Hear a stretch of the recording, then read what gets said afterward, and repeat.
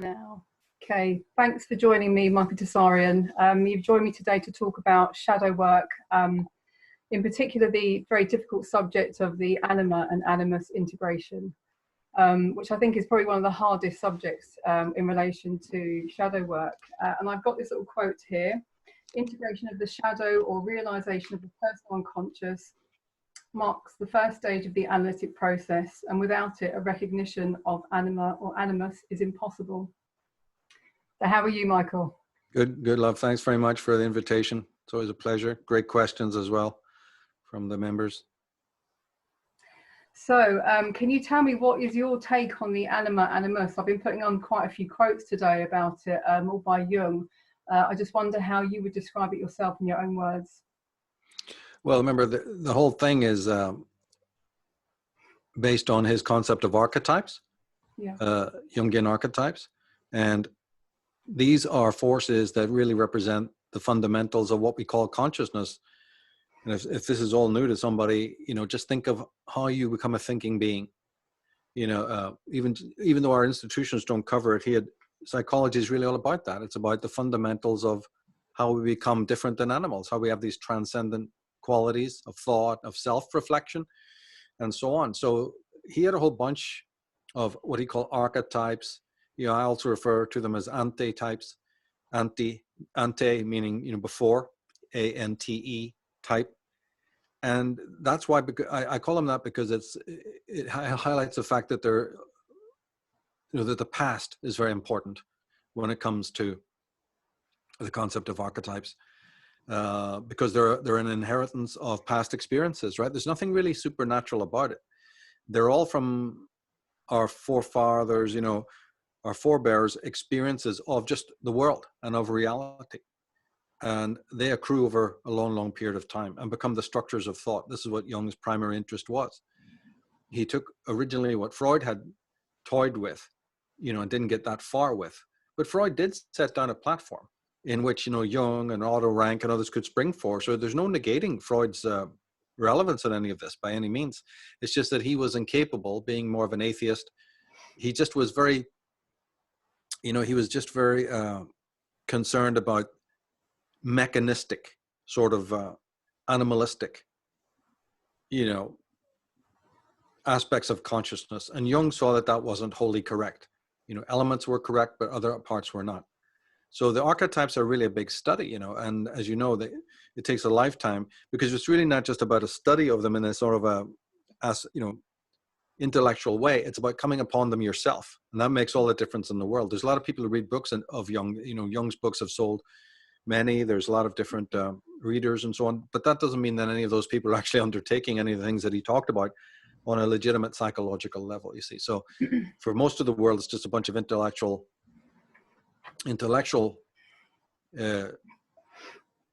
writings and thoughts, but very, very few people undertake anything in the form of praxis, what he was speaking about. It's very hard, isn't it, to try and identify these sort of archetypes within ourselves. I think, first of all, to find them outside of ourselves, but then to actually identify them in ourselves, and especially the Anima and Animus. I know that for the Anima, a man will see it kind of in the woman. He'll project his Anima onto a woman, so he'll project it onto maybe a beautiful woman, maybe a siren, someone who's very sort of kind of like muse-like in that kind of sexual way. And I think women kind of internalize it more. It's kind of maybe harder, I don't know, maybe harder for women to identify. What do you think of that? About the projection? About the ability to grasp what it is, to grasp what the Anima and Animus is. Oh yeah, when it comes to the archetypes and their actual presence, influence, function, whatever you want to call it, it's nigh on impossible. Remember, we are living in an actual anti-psychological, you and I have talked about this before. I have some very radical ideas that definitely are based in Jung, but, could not be directly attributed to Jung. I think they can, but that's a big argument, you'd have to have with somebody. But basically, I think if he was alive, he'd agree that we're, and many of his writings also show that we have a deep inhibition to facing ourselves as selves. And this is the ultimate answer to questions like that. And that is, it's already difficult to start with, to even, be aware of it, to get behind it and observe, that these archetypes are operating in your life, especially like you say, in, say, human relationships. And by the way, if we talk about anima, more as we go. It's crucial to the whole dynamics of relationships, but it's already hard enough for any individual to see, the influence of archetypes, let alone in an anti-psychological world. So another thing about Jung, Freud, all of these people is that they really largely fallen by the wayside. Jung has been very much misinterpreted.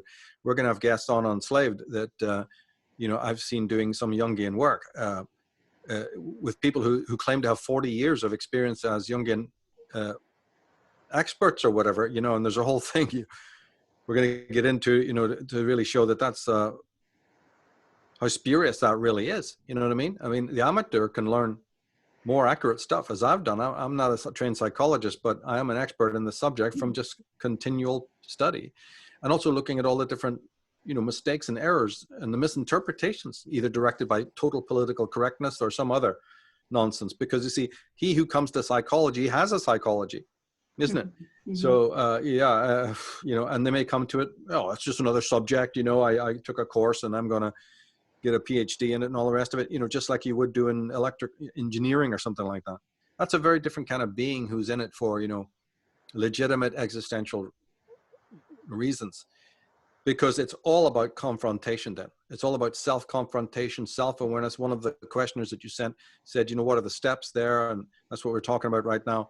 And how much does it have to do with self-awareness? It has everything to do with it, and then from that point comes all the other battery of subjects, interests, opinions, and, all your worldly interactions. Self-knowledge is what Jung died, writing about, trying to say that this is the absolute prime datum.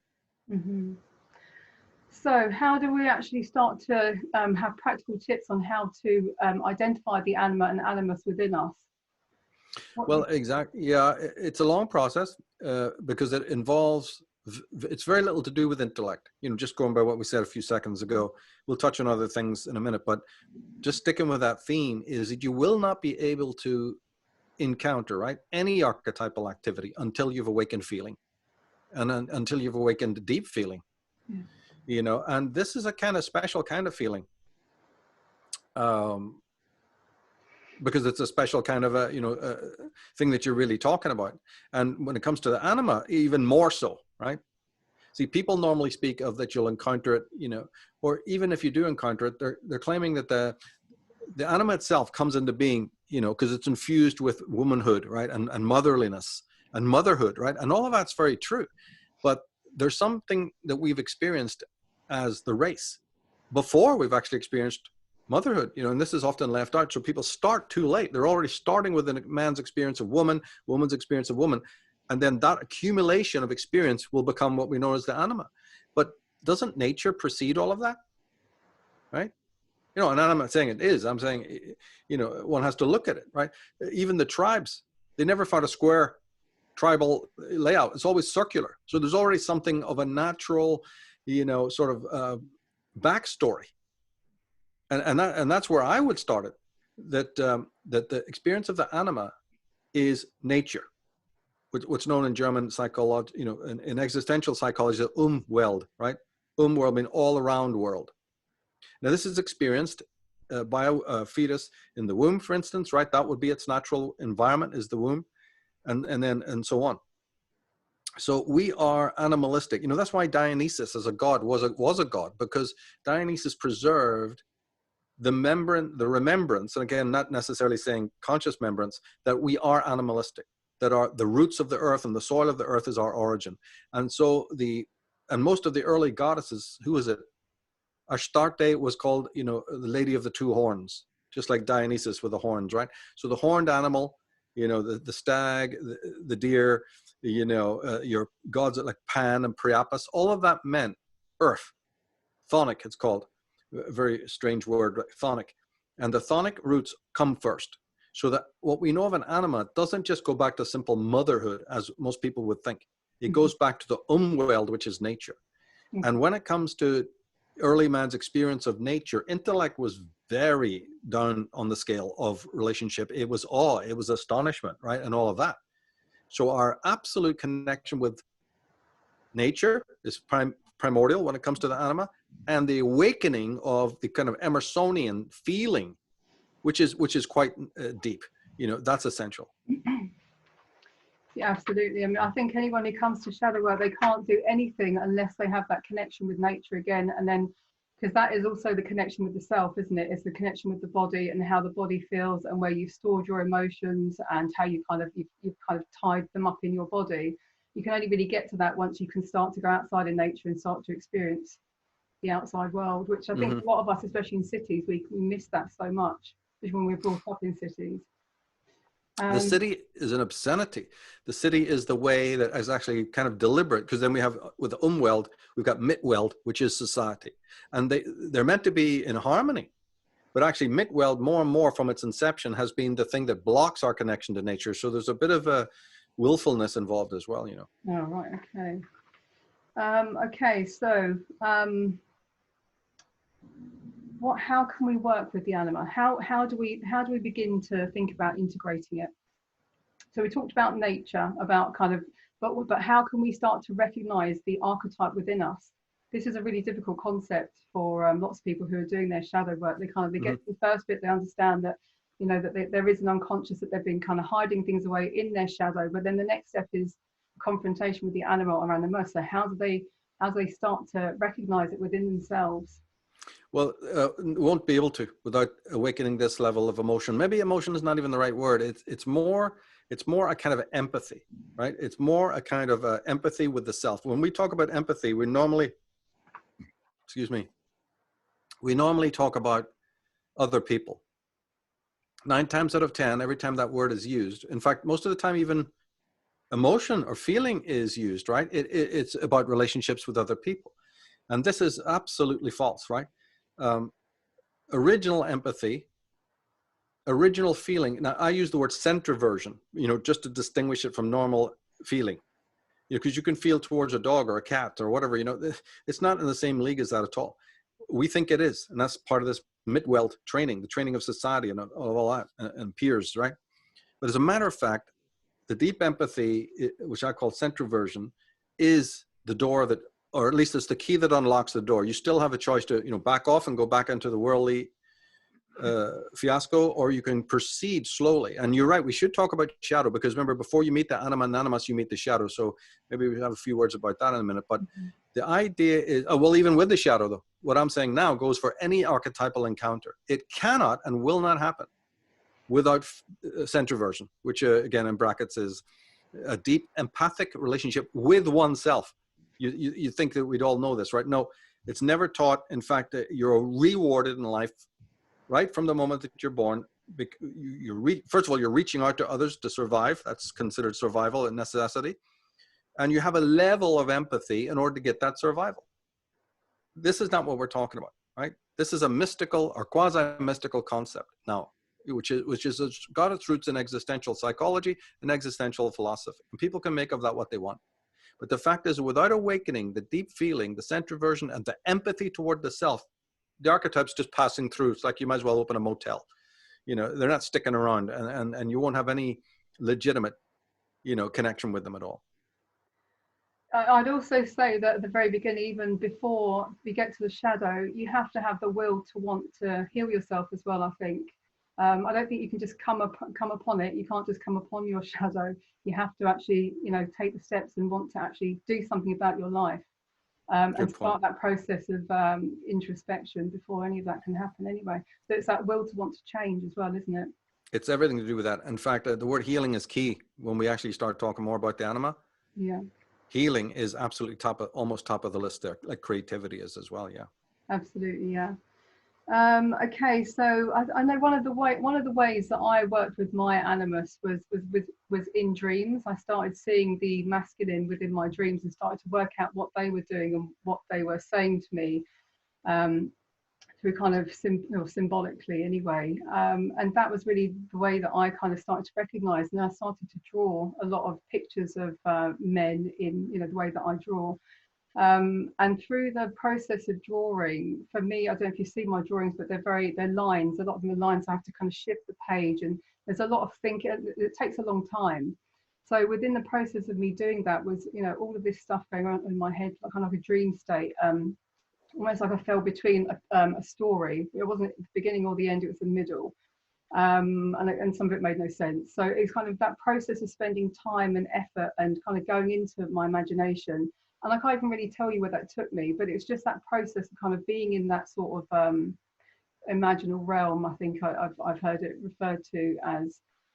So going through that process and working through my dreams and seeing what they were doing to me, chasing, being the perpetrator, not liking me very much. And then I had to kind of think about then the active imagination part and kind of confronting the dream within another dream, which is actually meditation. And so then kind of working through that and then opening myself up to whatever emotions that come up through that as well, which for me wasn't easy. For anyone, it's not easy. But that was the way that I did it. So what I found in the end was that my animus was lacking. Let's just say was lacking.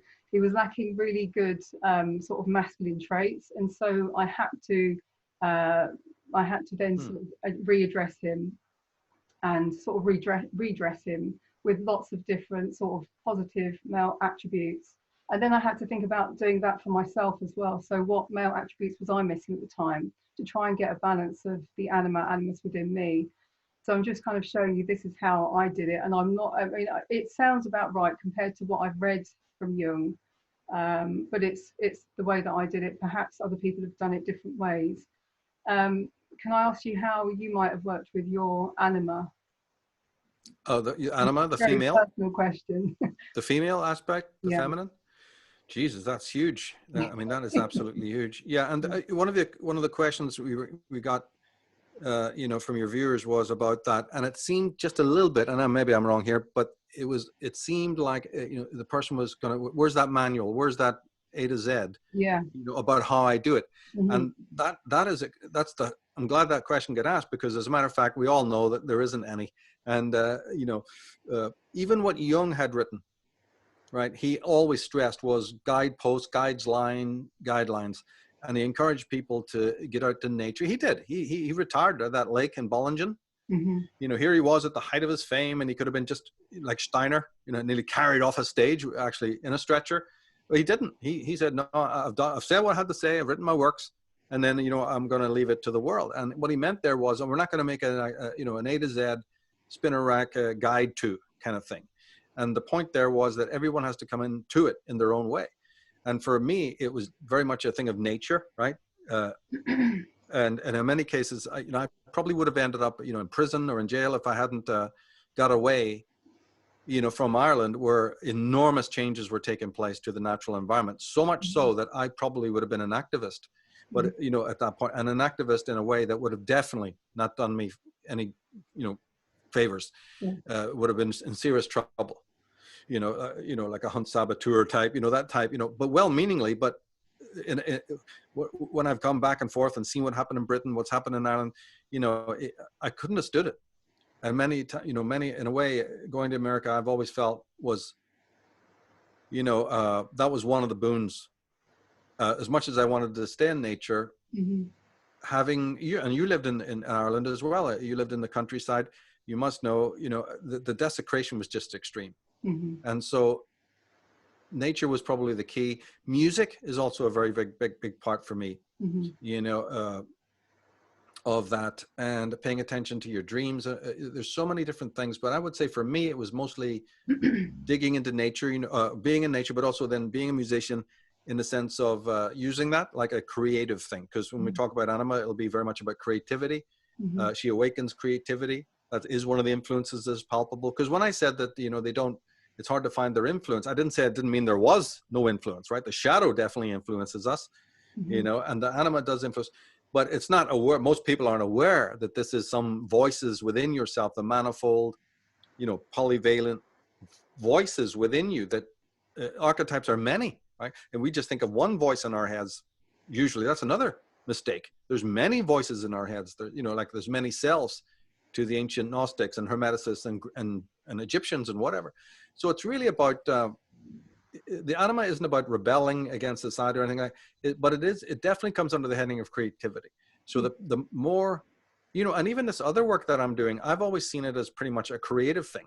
That's where it's directed from. It's not directed with any agenda to help the world or anything like that. It's more, you know, an issue of my own creativity coming to bear, what there is of it, because I've always been interested in that. You know, always been a deep admirer of creative people, and then wanting to in some way follow in their footsteps. You know, my work in the tarot would be hugely a thing that, you know, look how present the Anima, and there's so many female cards right in the major arcana. So yeah, definitely through artwork, through esotericism, through reading Steiner, you know, being part of a Krishnamurti background since I was very young. All of this was honing you in to the non-urban, you know, system. Wonderfully, you know, so there was an aspect of that. There's definitely an aspect of being sensitive to nature would have been a role in my life for sure. You know, and then of course, in the more hard terms, it's always your relationships with women at that point, starting with the mother, right, and moving out, girlfriends, whatever, right, starting in school, and that helps you then find out your type. You know, typology is very important here, and also the influence of physical women in your life would be, you know, as I say, if people are coming in for the first time, it's hard to hear the esoteric side. Well, then just the physical from nursery school on. You know, what is the influence of different girls, right? And I remember my teachers were female. This is in the 60s. So that this hippie look, you know, the long straight hair, you know, the maxi skirts or even the mini skirts, the certain smell, right? So all of that's coming into your life, and all the other women that may surround you in your life, family, friends, and so on. You know, what is that all about? And is it something repellent to you, you know, or is it something warm, friendly, you know, caring and loving, right? And all of that. So all of those experiences will add up, so that even if you meet somebody sort of more terrible later on, or somebody in the midst, it won't really matter if you know, generally the women who are around you and looking after you are decent souls who, you know, exude a healthy femininity. You know, that'll make all the difference in the world.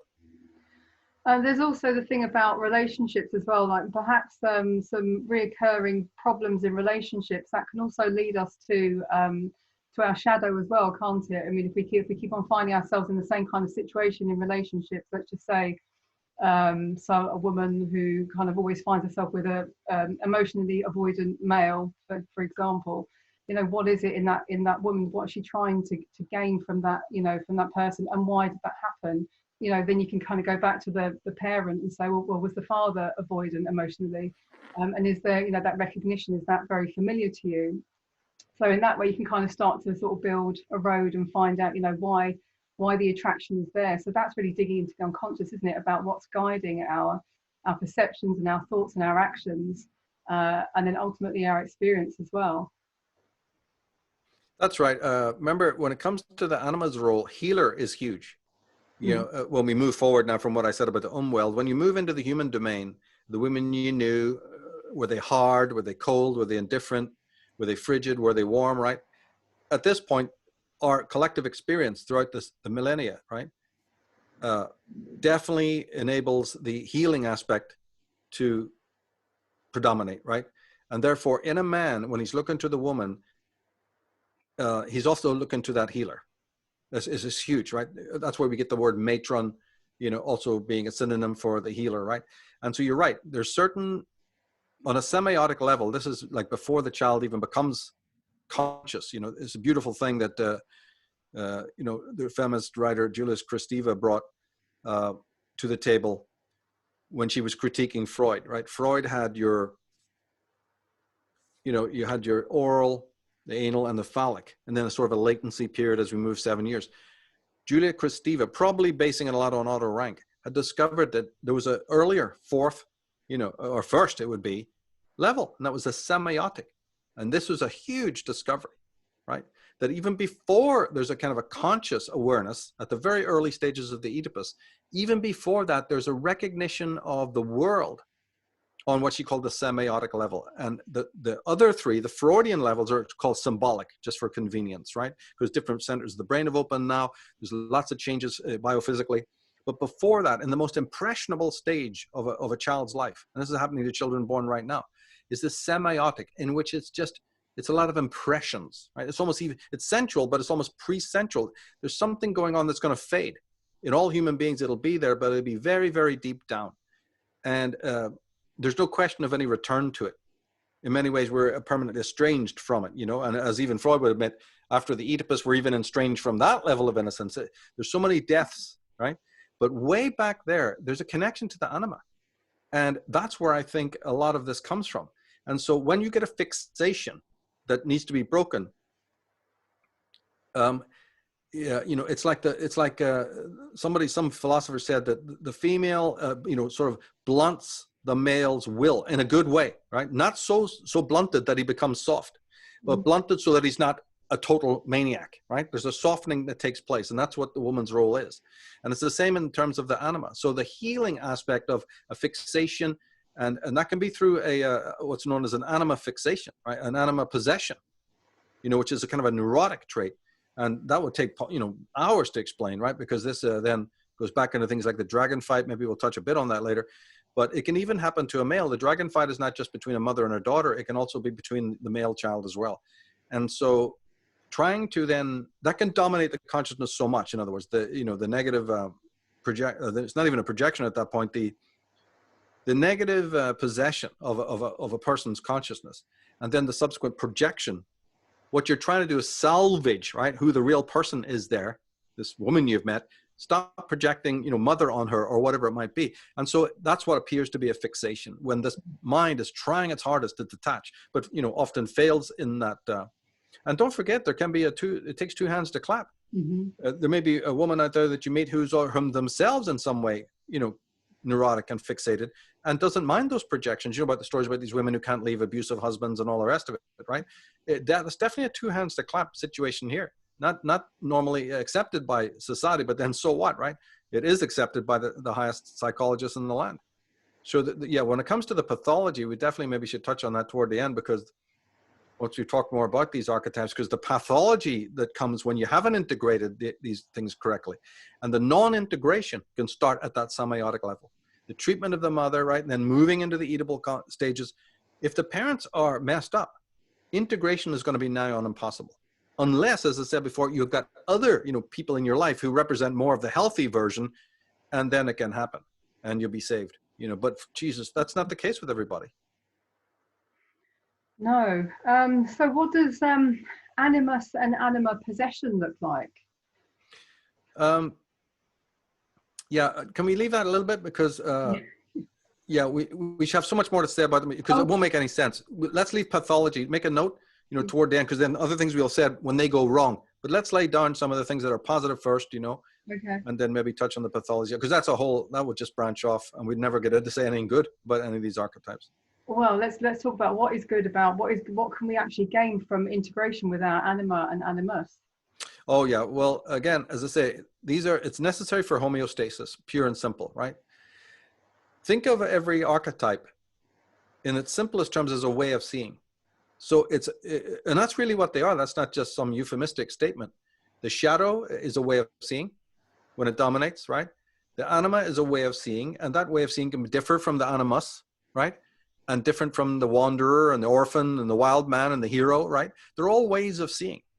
So we are multiple voices, and we're not living in a culture that addresses that. In fact, that's considered schizophrenia today, tantamount to that. Tantamount to a disorder, for goodness sake, right?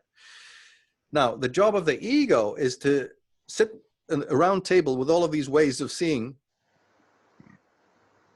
and try in some way to find the commonality in the way of seeing, right? So as many voices becoming one. It's absolutely incredible, right? And, you know, the shadow will have its own way of seeing, which is that it's very focused on what is false, you know. In fact, in the broadest existential way, the shadow itself is manufactured as a voice against all of the false, but the false wins and suppresses what we know as the shadow. Right? The shadow is a way of seeing. People call it a shadow realm, and there's a lot of truth in that too, because it's the negative elements of ourselves pushed into a certain, you know, corner of the room, into a shadowy grotto. So there's truth to that too. But I prefer it again to be saying this is a way of seeing that is not congruent with, you know, the way the world is. Then the anima has her way of seeing, you know, and so we are really literally taking on and off glasses every time you work with an anima. It's offering you the glasses. And that's an awful lot of work bioenergetically.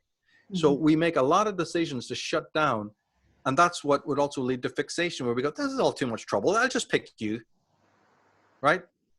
Why? Did anybody, who said that? The whole idea is that you're meant to have them all, 9, 13, different visions. There's 12 in the zodiac. There's 10 or 11 in the Kabbalah. You got 4 from Jung, which is mostly a stripped down thing of these esoteric, disciplines and so on. So at the very least, you got 4, and at the max, you've got, there was even talk of, 36 in some schools, right, of the zodiac and what have you. So these are all your personalities, and it's really, really incredible. Think of it in this way. The shadow is often considered the negative. This is how it's described times, as the negative within us, the negative parts of ourselves that society wants to censor, doesn't approve of, the parents. Whoa, stop. Who is it who's determining what is negative, even when it's internalized into ourselves, right? So you must have some objective aspect of the personality who agrees with the status quo, saying, yes, that's right, that's a negative aspect. Is it? Who I'm interested not only, in the shadow now, I'm interested in who is articulating that this or that trait of one's own personality is negative and needs to be repressed. What do we know about that voice? You see, so in my work, which is existentially based, the superego, right, comes into play now, because that's classically the job of the superego. It's the superego who's the sergeant major. Well, that's called the social self, right? The persona, as Jung would have called it. And it is a true psychic reason for fragmentation, not the shadow. The shadow is the consequence, the victim, for goodness sake. So in existential psychology, there's actually a shift of focus, moving on from where Jung had left off. And he was, if you read him closely, you'll find he was in agreement with this. Then that leads to further questions like, say, then if the superego, which we consider the voice of morality, social morality, then how does that equal, right, or equate with the conscience? Are they both the same? Then you find out they're not the same. All right, so now we got a split between the voice of morality as it manifests in accordance with society's morality, starting with the parents, and the real conscience. What do we know about that? So here's a voice that censors, we know nothing about, the superego. And here is a conscience that, obviously serves the self, doesn't want to succumb to the voice of the superego. What do we know about those structures? So psychology suddenly takes on, and it's all about self-restoration and self-awareness and revelation in the way. But why our societies have decided we don't want to know about this is because, as I said, it's too much work. And all of this, what we're talking about, will demand then breaking away from that social norm, breaking away from the mass mind, right? Because you can't find conscience if the noise in your head is the mass mind. So it will entail a physical and psychic alienation. It will mean that you have to become the outsider, right? And question everything. And that's just way too much work. We don't even know what kind of consciousness would then grow out of that. Once we do break away, we'll have to develop a different conscience that doesn't heed the world, the will of the world. And also, we'll talk about this more when we get to Animus. Do we even have the will to endure? The raw, will. Could it sustain us for more than a week? If we ever took to that kind of road. Everybody wants it. Everybody rebels. Everybody shaves their hair and puts a, pin through their nose. That's not rebellion. That's just the, the weekend warrior version. Could somebody really go on the Siddhartha road and permanently break away? What kind of consciousness would they have? What kind of willpower might they need? You see, so. And where would they get it, even if they did desire it, like you said in the beginning? But this is the really difficult road to individuation, isn't it? It's about really becoming an individual in your own right and having a look and seeing what the things that you really believe, do you really believe them? And can you break away from society and the mainstream narrative? And can you make up your own mind about what's right and what's wrong? And how do things really feel to you? So it's a big ask. And I think also, I think if you do go down that road, you have to be ready to say goodbye to most of your friends, actually. And, maybe even, I don't know, some of your family even, to really be definitely who you really are. And it's very difficult in society to break away from that. And not everyone wants to do it, and not everyone will. That's right. And that's working with the shadow. So a lot of questions we got had to do with that. I can sum it up in a couple of lines, and that is that the shadow is the part of us, right, that exists precisely because it's aware of the false, right? When it comes, in other words, the shadow is a response to the falsity of the world and of other people, right? That's what it is. And so it's not something you want to get rid of, just like Nietzsche warned. because it is the last vestige of independence within you. So rather than seeing it as negative, because we ask, who keeps shining that light? Come out from the, stage exit left, and show yourself, and that may be good, that may be bad. Maybe there's a reason to call some aspects of the self. I'm not, taking one side or the other. I'm just saying Jung has left enough to show us that there's an aspect which is daemonic in a positive sense, right? There's negative daemonic and positive dynamic. So just as much as we need to integrate all the archetypes in order to be, or the ways of seeing of the archetypes in order to be whole. Yeah, but the shadow's way of seeing is fuck the world. They're all wrong. How can you adjust? Might not that integration of the shadow change your life and make you an Einstein suddenly? Because a lot of the greatest people we know in our world had to do precisely that in order to be great. Mm-hmm. I can list them for endlessly, right? They weren't conformists. William Shakespeare was no conformist. Right? Miguel Cervantes and so many others I can mention. They're defined by the fact that they were anti-conformists to one level of another, right? To different degrees, of course, right? But the thing is that critic of society, that's the shadow. Said, I'll point it out to you, right? And you go, yeah, go ahead. Go ahead. And that makes for a genius. That the anima is all about creativity, but it doesn't mean it's, good creativity. It could just be slop. It might be just something fine for the individual. It doesn't mean it's going to have that earth-shattering universal feel, right? So the shadow, I think, is an extremely important aspect. And often when you go to these Jungians, right? We were talking about this before. These Debbie Fords and all, they're way off base, right? They haven't the faintest idea about what we're talking about. And so they're sort of therapies, if you want to call them that deal with the shadow. They're West Coast. This is Beach Boy Disney's treatment of the shadow, right? Mostly, as I say, erasing it until another dynamic happens where all the archetypes become daemonic in the worst sense, which is antagonistic. You can maybe touch on that as well later. But when you don't integrate the archetypes, hell awaits. The lack of integration is showing all around us right now. Even in this present fiasco, where it's going to be entirely analyzed through Jung's teachings and general psychology, and certainly through existential psychology. Everything we're looking at, the need for a father figure, right? The breaking down of old false patterns and systems that maybe need to be reset. But look at the panic, as everybody, the familiar. Familiar what? Sure, it's all lies and has been from the beginning. What's familiar about it, right? Don't you have tower struck with lightning ring any bells? Sometimes in order to have, sanity and real sanity, a reset has to take place.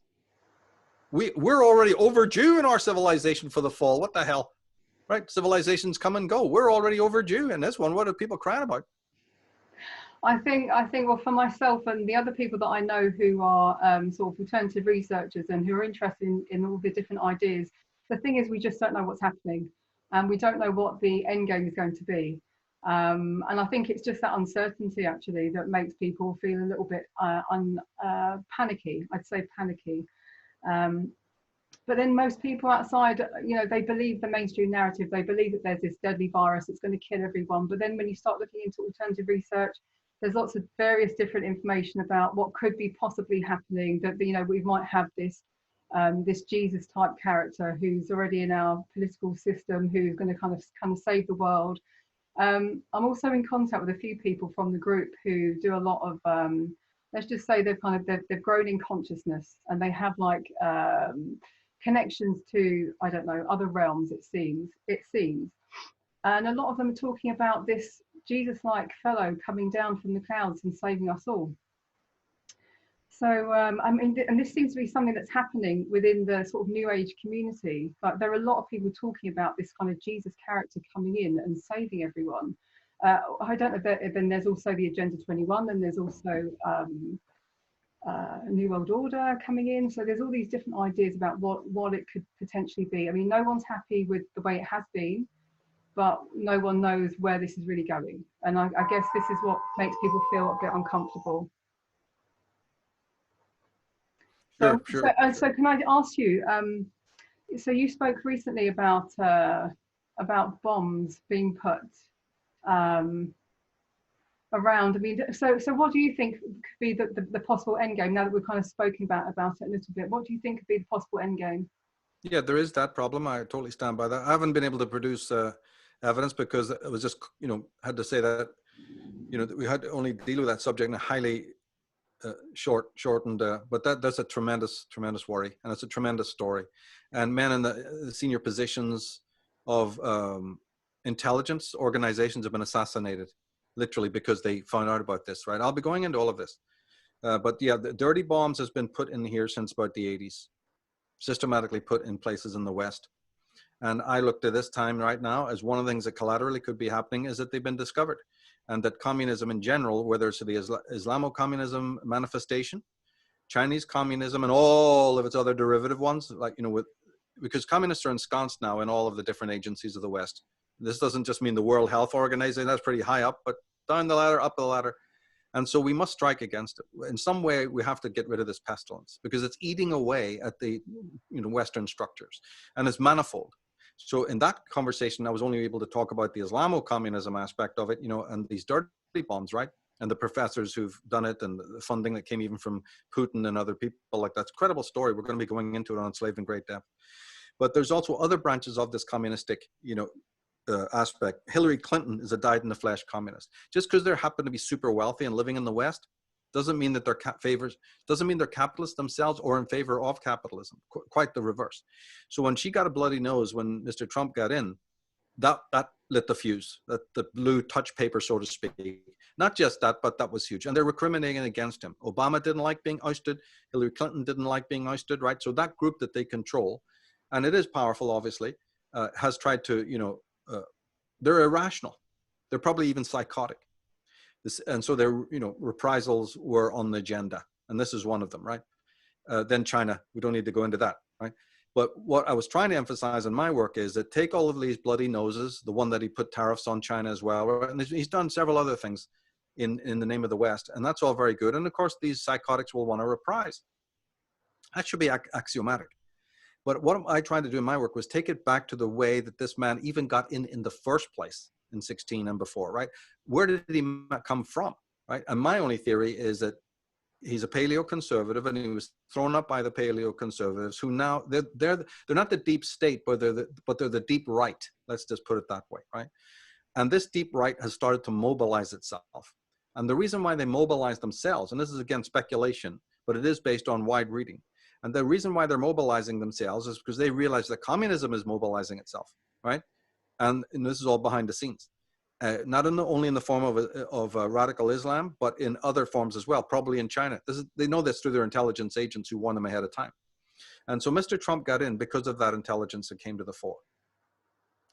He gets in because that group of people, the deep right, want a man to be in the seat of power when, right, all the things that are going to happen that their intelligence is telling them. So they knew that what it really means is that they knew about 5-6 years ago, if not more, and they mobilized then. And Donald Trump is the first physical result of it. The first, you know, he comes onto the world stage, you know, and myself, I took that as like, there's more to this, you know, the more to the getting rid of the Democrats. It's probably, and I was hoping it would be a small domino effect, you know, a small effect that would create a domino effect that leads to pretty much where we are now.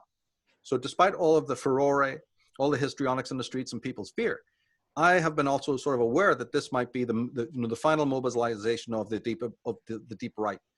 Now that causes another reaction on the other side with the deep left, right? Because one is reading the other and one is spying on the other. There's spies deeply ensconced within different groups. So the left realize what's happening, and the right, because they're seeing what's taking place. So they're prompted to do something and do something irrational. And this could be that, right? If they did get a bloody nose in the meantime from the discovery of these weapons, that's even more. Now they get a bloody nose again. Well, say you got Hillary not getting in, right? You got the seizure of these weapons, or at least the discovery of where they are. You've got tariffs, right? You've got other strictures that the presidency is bringing down. Can't think of them anymore right now, but there have been several. And then you've got this reaction from the left in Bolshevik communism, right? In Bolshevik China. Now, all reactions often are, by the very definition that they're reactions, incompetent. They're not really that planned. So if some loon, right, up there, who's already probably even in his dotage, let alone senile, pulled the handle, you know, and pressed the red switch to start this, you know, this mobilization, well, it didn't really work, thank goodness, right? And the most communist of the countries, and the most social of the countries were the last to act. Britain, Sweden. Anybody remember them, right? They're the last to act, yeah, because these are the most socialistic, dyed-in-the-flesh countries that any shutting of the borders or any action would have been against China. Well, we're not against China, says Canada and Britain and Sweden, because we're communists. We're like them. So we don't act so that people will know, oh, yeah, China's an enemy that's attacked us. So what I'm telling you has, verifiable proof. The last countries to act against this thing are the most socialistic on the planet. Doesn't take a rocket scientist to work that out, because again, they're so in the pocket, right, of world communism that they won't even save their own people by reacting, because that's going to be considered racist. And the media all got behind that. But I'm looking at it going, yeah. So I'm just hoping now that there'll be even further mobilization, up to the point of even the installation of martial law. I think people think that's crazy, but that's because you don't know the enemy and how powerful they are and what they do to us in retaliation, and probably what they've already done. A couple of people died in 9/11. People who get horrified by that. And we went to war over that. That's nothing compared to the deaths of innocent men and women today. How people are not irate and screaming about that is beyond belief, But again, I'm just hoping that yesterday, Mr. Trump declared that he was, ceasing funding for the World Health Organization. That's an extremely elite and extremely high-placed, organization, and it's a great sign. It's still half that needs to be done, but it is a good sign that he means business. And I'm just hoping every single day that, there'll be more mobilization against China and the world communism. And if there is, you're going to soon see that, my goodness, finally we're able to, get rid of a poison that has been entering into the schools, that's been entering into the media, this political correctness that's infecting every state in America, where they're unleashing hordes of prisoners, dangerous felons. They are making cities safe cities for a horde of very, very dangerous people, and all of these lunatic things that have happened in the world. Right? We'll start to see the cleanup. He said about draining the swamp. This is the real draining of the swamp. The swamp is communism, and that's the one that needs to be drained. And I just keep hoping that every day when I wake up that, this is exactly what is happening. And it's my duty to then inform the audience whether they accept it or not. Is their business. Not everybody knows that communism is a threat. Everyone thinks communism died away years ago. Nothing could be further from the truth. It just hybridized, but it hybridized in things that are very, very, vile. And look at the state of Canada. So, I'm looking to the ending of that so that we can actually get back to some traditional structures finally, which are Western based. My goodness. Well, I guess we just have to wait and see what the end game's going to be. And let's just hope it's for the best of humanity. Because even a few weeks ago, I wasn't online so much. I was kind of feeling like, my goodness, what is really happening here? And I was getting these different stories. And I was thinking, really, is there a place for shadow work? Am I wasting my time now? It just seems so insignificant compared to what's actually happening out there. But the last week especially, I just thought, well, you know what? Everyone's home now. So this is probably the best time for us to start introspecting. The other thing is that, being at home, we're with our families, problems come up, and, we're kind of able to see ourselves through our families and our partners and stuff like that. So this is probably a very good time to start introspecting before, hopefully, we see some huge, much better change in the world that's much needed right now for us. Yeah, and shadow work is all about this. Shadow work, as I said, is calling the false the false. And there's other astrological things that are doing exactly that, but in a very ramped up way. So it does make things very sensitive because it breaks the monotony, it breaks the cycle of mediocrity that everybody's caught in, and forces them back onto existential issues. This is all shadow work taking place right now. And again, communism as a paradigm is over, right? And so it needs to be over, and it needs somebody to give it a push. Back in 14, 15, 16, all that histrionics of the snowflakes in the streets and all these causes and crusades, that's also something that the left initiated while they're folding up, while they're packing up their bags and, and stuffing cash into their pockets and trying to exit to wherever they're going to exit. Often they create a few fires down below, right? And when I saw all these incendiary, anarchistic types running the streets, I took that as a sign that upstairs, a lot of packing noises are being heard, right? And I've been expecting that for years. I did a podcast called The Dying Conspiracy where we touched on this a little bit. And remember, any level of any podcasting or, it can only be a very brief utterance as well, because these things are vast subjects. But in short, I feel that all of that histrionics and unleashing you know, of mayhem in the streets. And anybody who's lived in Los Angeles will know exactly that's what it is, right? The nihilists and the anarchists have been very much released, right? So why though? Is because while the fires are burning downstairs, right? The elites who've created world chaos, and they are addicts of world chaos, they are the architects of world chaos, they're packing up to get out. That's what's really happening.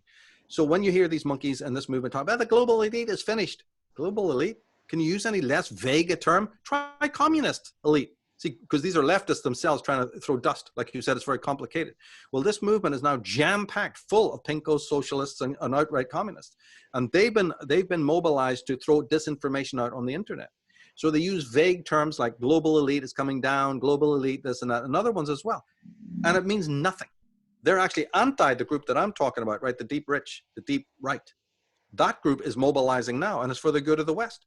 Finally, which they'd mobilized years ago. But the other side now mobilizes with the help of the complicit media to keep on demonizing this group. And they've already broken our morale through Facebook and through other groups. You know, they've broken normal Western people's morale about the structures of the West until we see them as nothing but evil. And they wanted that. That's the drip feed system for years. Doesn't mean I'm an advocate of everything in the West. I see that. I've studied the, you know, aberrations of the Western way for years, and I've been speaking on it right down into the deep psychology that nobody else has followed me down there. Nobody else wants to talk about any of these things, right? But they pertain, don't they? Everything tracks back to the psychology, doesn't it? But what the hell? And there's not a single person out there, you know, in this movement who should be talking about it, who is. So, you know, there you have that. But there's mobilizations on both sides. And so that thugocracy being unleashed into the streets told me that there's trouble upstairs. And the few of the last hardcore Bolsheviks, most who do live in actual China, by the way, there's an interesting part, but they've got their counterparts in, you know, in South Korea and places like that. So this is the last ditch attempt. And then when they found that their paradigm is busted and that, you know, it's time to end, being psychotic, they say, okay, I'll go, but not without taking as many of the enemy with me as I can. And also not, you know, the people even in my own country who've never really wholly signed on. I don't care how many of you die. And so this is the pulling of the lever, you know, while the capsule, you know, leaves the sinking ship. This is how I read this, you know, but further action needs to be taken against them. There definitely should be reparations. There should be a lot more than reparations. You know, there should be absolute attack on China. And that'll take out the headquarters of the world, you know, conspiracy, the real one, not the global elite, the real communist elite, the word they all can't use, right? And that will take it out. And then all the other subsidiary little groups, you see, will of themselves fizzle and fade and turn coat. And this is what we need. It's far beyond time that we need this, actually. So I've never looked at any of the stuff that's happening now with an ounce of panic. You know, to me, I just pray every day that it's going to be this. And, you know, sacrifices are then for, you know, justifiable in that regard. Wow. Okay. So let's just hope that this is going to be the case. So let's get back to the Anima and Animus. So you spoke about integrating the archetypes, and that being a really important fixture in knowing the Anima and Animus. So how would you go about doing this? And how many archetypes are there? And are archetypes mini stereotypes? Yeah, they affect. They work through us. It's an incredible It's an incredible reciprocal relationship between the world outside and the content of the unconscious. When it comes to the archetypes, remember, they're considered objective to the ego, meaning they're considered as foreign, right, as objective worldly stuff is. This is one of Jung's greatest discoveries, that all the content of the unconscious is so pushed away and in one sense alienated, dissociated, right, that it is considered as foreign to us as the external content. So what this means is that's the secret of neurosis. That's why there is pathology. We'll talk about that at the end, but just a word to say about it. If a tsunami crashed through our physical house, right, it damages our physical house and we become, you know, disorientated and panicky and scared by that. Same thing with the unconscious. If content is forcibly comes into the ego conscious, it has the same effect, only we call that neurotic, right? We become, and so most of our society is neurotic today.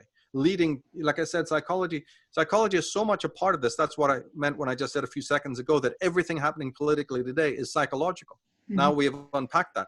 because it's people's refusal to integrate psychologically that causes this meltdown and any other meltdown that you could think, right up to the state of war. All right, none of it would exist as a phenomena without repression, without dissociation, without fragmentation.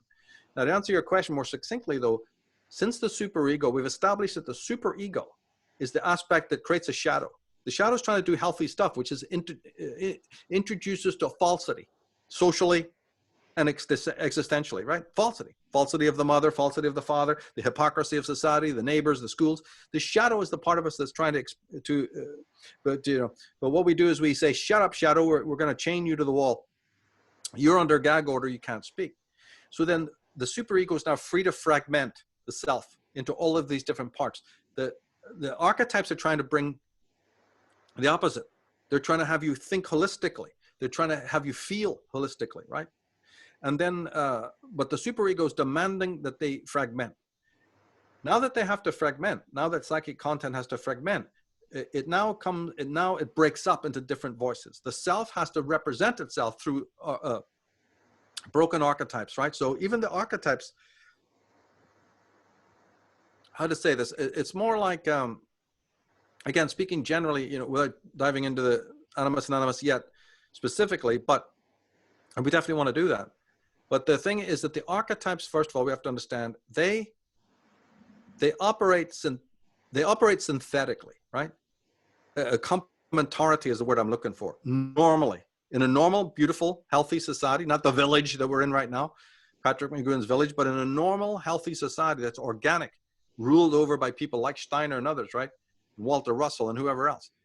Then the archetypal voices within will be harmonious and they'll act in a complementary, with complementarity. Since that is not the case, we don't hear the voice of the self directly, then the self has to send out these agents. So anima, animus, shadow, and the other ones, the wanderer, the orphan, the hero, the wild man, the fool, right? Sort of jester archetype and what have you.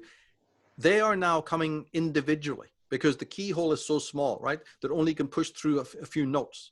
So there's been this fragmentation is also co-opted then by the psyche. So, well, you're all fragmented now. We've got to, we've got to go through this incredible border guards in order to get any of the messages through that we need. So there is a fragmentation that's co-opted, right? And we get little piecemeal stuff shoved under the door, so to speak. And this is all by our own choice, by the way, right? But it's also largely to do with society. But the archetypes themselves are syncretic and synthetic, and they work in a complementary way. The reason why they do that is because they are merely emanations of what's, well, David Bohm would have called it the implicate order. Beautiful term, right? They're agents of that. I call it the template of wholeness, right? A totem. Because the center of being, the center of oneself is always attuned with the whole, the implicate order. But since we don't want to have anything to do with that, and we've lost that way of seeing, it fragments, but still works the way it usually did, which is to bring us back to wholeness, right? Nature would be one of those wholes. We talked about that earlier on. But consciousness needs to be whole, right? And as we said, the content of the unconscious. So really what the way to say it is this, that now the dynamic is that the archetypes, we already said that they were going to be objective to the ego consciousness, the ego structure. How people often feel archetypes in their life is that they have a will of their own, right? Because we've so alienated them that we now imagine they're working by this strange, will of their own. They come when they want. They're very disruptive to our world. You know what I mean? And of course they are, because they're not integrated. And they can run the ego aground. Mm-hmm. So in a social setting like you're seeing now, or in an individual's own moments, you can feel run aground. You can feel overwhelmed or flooded. And of course, the archetypes have many ways of bringing about pathology, but it's not them that's bringing it about. They're really doing something that is always holistic up until a very extreme point. And I've talked about it in my work, right, where they become antagonistic. And there's halfway points to that. Halfway point to that would be neurosis. Halfway point of that would be an obsession with the father figure in order to gain stability. With boogaloo ideologies like Bolshevik communism, collectivism, right? We'll talk about the pathologies later, but this is some of them. And just this resistance of looking within. And then the individual gets neurotic because they feel they're under attack then. See, if the archetypes are considered working with a will of their own, then insomnia means you don't sleep. Well, right, because you don't want to go to sleep because that's when the anima and the animus and the archetypes are speaking to you. So insomnia is just one reaction to the inability to say, I don't want to dream. I don't want to face myself. I'm not introverted. I'll just have all the lights on in the TV blaring. And then even when I refuse to go into the theta state. I refuse to go deeper than, the states that I'm in, the beta state, as they call it, and all of that. It's basically functionally insane. I'll remain functionally insane. I'll hide in the light. And our society allows us to do that, which tells an intelligent person that the society is a completely, what do you call it, accessory before, during, and after the fact. Yeah. And so what we have around us now is mostly just functional. If they're not insane, they're unsane, but they're functional. Functionally dysfunctional. They keep breeding, keep drinking the booze, heading over there for politics and anywhere the collective gathers because they need reinforcement, they need amplification of the unsane states, and all the rest of it. Right, so I wanted to ask you about this. So an integrated anima, an animus, means a balance of both masculine and feminine energies within us. And there's been a lot of talk about the divine masculine and divine feminine. I should really be doing that, divine. When I first learned about divine feminine, probably about maybe 8 years ago or so, when I was really into like New Age stuff, they were talking a lot about the end of patriarchy and how this was going to somehow propel women forward. And it was a long time coming. And that they wanted to kind of do away with like patriarchy and put sort of femininity. But I want to ask you, what do you think is real and true divine masculine and divine feminine, or at least, real masculine feminine energies? Well, can we start then with the anima and get to the animus? We'll do this because it fits psychology. Shadow first, right? What was that? What did Jung say, that the one standing closest behind the shadow is the anima? Is this a direct quote? Okay, right. Right. And therefore you have to meet the shadow. And that's just because you're not a self until you do. Right. There's something about the anima and the animus, which are deeper archetypes, which we can't even integrate or converse with. It would be all this static, because you're not an integrated self. And therefore the shadow elements, like I said, this room in which all these negatives of yourself have been put and banished, you have to, you've got to reintegrate those. And then I think the Anima Animus are still working with you to a degree. It's not like a complete apartheid, right? But you're never going to come into you're never going to come into the communion you need with them without doing the shadow, because it'll always be interfering with you otherwise. So if we were living in a positive, pro-psychological instead of an anti-psychological age, we would be doing shadow work pretty much from, from the 7 years old. And we're not. And we would be developing the feeling, that Jung and Hillman and all of these other people have asked. But if we talk about the anima first, as we said, it's really a constellation of our ancestral memories of nature, right? Not all good, not all good, but there has been very, very positive. And don't forget, as we said earlier, that, it's chthonic. The actual roots. I mean, where does our bodies go after we're dead? People have noticed, right? The real root of being is the soil, is the mud, right? That's the true ground is nature in this planet. So the anima takes its origin from there. Later on, it gets admixture of the stereotypical, as you rightly said, in the form of mother and grandmother and woman in general, right? And then it builds out from that point on until there is supernatural elements, like Sophia and all of that, built in. That comes a bit later, right? But it includes so much. It includes, as we said, creativity, right? So that your relationship with the world will never only be rational and intellectual in just that strict sense, And then the way I look at it as well, when you talk about how the anima affects relationships, if you step back and even get into how we get a relationship, you're back to that question of empathy, right? Because you can't have a relationship with anything or anyone if there's not even a level of empathy, right? The empathy which exists within the self to the self is now extended outwards We're cutting things very short here, but it's extended outwards to other people, partly for survival, and then it, moves on to interest, a different level of interest in other people, a genuine one, right? Now, empathy then is in philosophy known as intentionality, or should be anyway, right? Intentionality means a normal, natural leaning out toward the world. That's what our five senses are a manifestation of. We wouldn't have our five senses unless there was already an inbuilt, innate, not learned from the world, but an innate leaning out towards the other, leaning out towards nature, leaning out towards the world. Now that can be inhibited, of course, but again, we're not talking about the pathological aspects, right? The thing to add to this, which makes a lot of sense when you're dealing with the anima, is that you're not just reaching out to nature in a raw physical, take a snapshot, put it in the coffee table book. I don't just mean on that level. And also I don't mean an empathy or a reaching out to normal people for, say, survival. It's all includes that, right? But there's a deeper reaching out to the mystery of nature.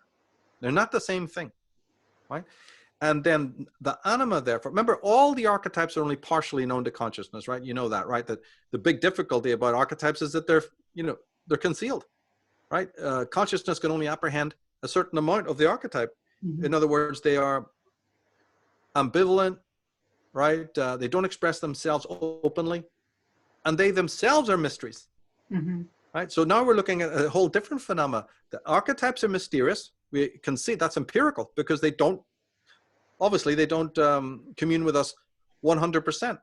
They do so in dreams. They do through by symbolism. They do through flashes and deja vus and whatever, and moods, right? Right. So the mystery is an empirical thing at this point. That's why Jung is so important.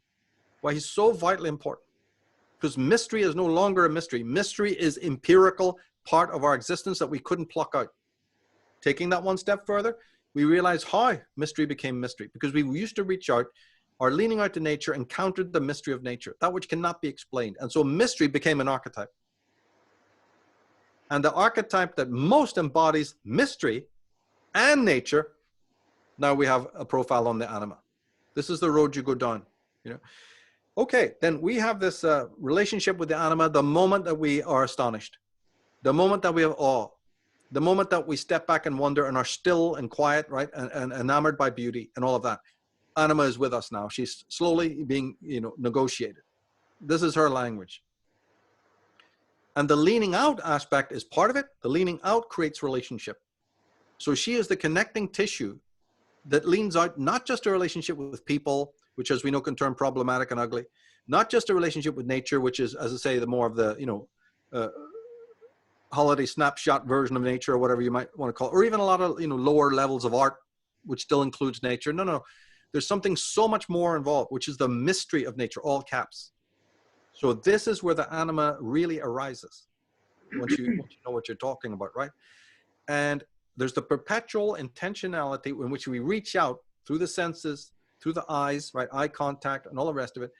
And so we have this need to know what a world is.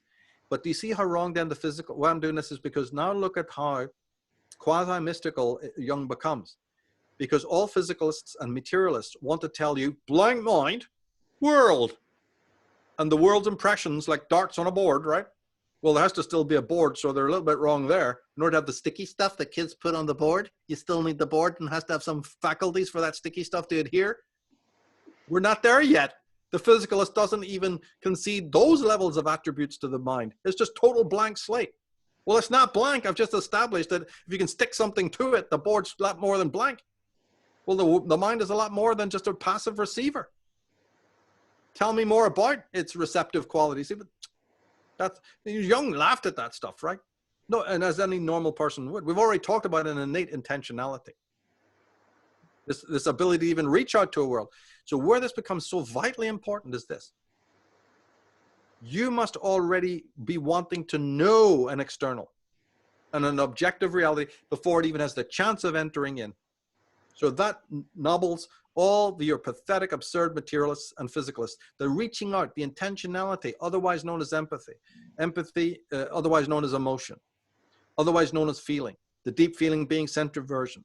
All of this is anima, working in your being, by the way. All of this is anima, what we're talking about.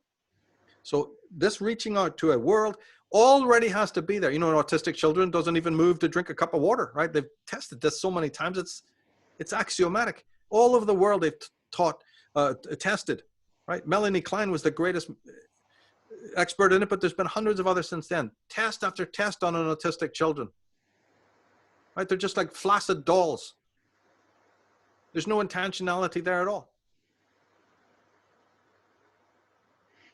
Yeah, and you know, also when you were saying that about nature, I'm also thinking of the word play as well. There's something, you know, you said that the anima is there when we seek out nature and stuff like that, but also the facility to play. And as adults, we don't play anymore. It's only really children that play. So I think even being in nature, picking up a stone, throwing it in the water, this is being playful. This is just being at one with our surroundings, isn't it? Play is a way of investigating what nature is. Mm-hmm. Right? Play is exactly that, because you throw the stone in the water and nature goes, here's some ripples to play with, right? In fact, what you're talking about is one of the essences of Heidegger's later work. We're not going to get into it, but Martin Heidegger used a great deal of the etymology of the word play, you know, in his work to indicate this walking through the woods, pushing a stick out, watching the sunlight. This was a particular thing he emphasized, which is watching a glade of light, you know, where the light beams down through the darkness and forms these shapes. This was huge, right? And on it goes. So the windy road, the investigation, we are inquiring into the nature. And this is part of, I said, it's not intellectual, it's feeling. As long as we understand that the anima is about feeling it, right? And she opens the door, the shadow turns the key. But the anima opens the door into, you know, our communion with the archetypes. Mm-hmm. And by that time, you already have to be initiated into centroversion and empathy with the self. Otherwise, forget it. Yeah. And this is what we're talking about now is very important, because if somebody does go for sort of a Jungian therapy, right, they'll be able to critique the doctor if in 2-3 sessions and we haven't even heard anything we're talking about, right? You know, get out of there, right? Not going to happen. Because this is what it's all about. Now, then we'll finish on the anima. We said was healer, and we wanted to explore that more, right? Mm-hmm. Well, heal what? Well, first of all, the fragmentation that's happened to the psyche is already a breach. So the anima is always coming in to heal fragmentation. That's one of her bigger projects, right?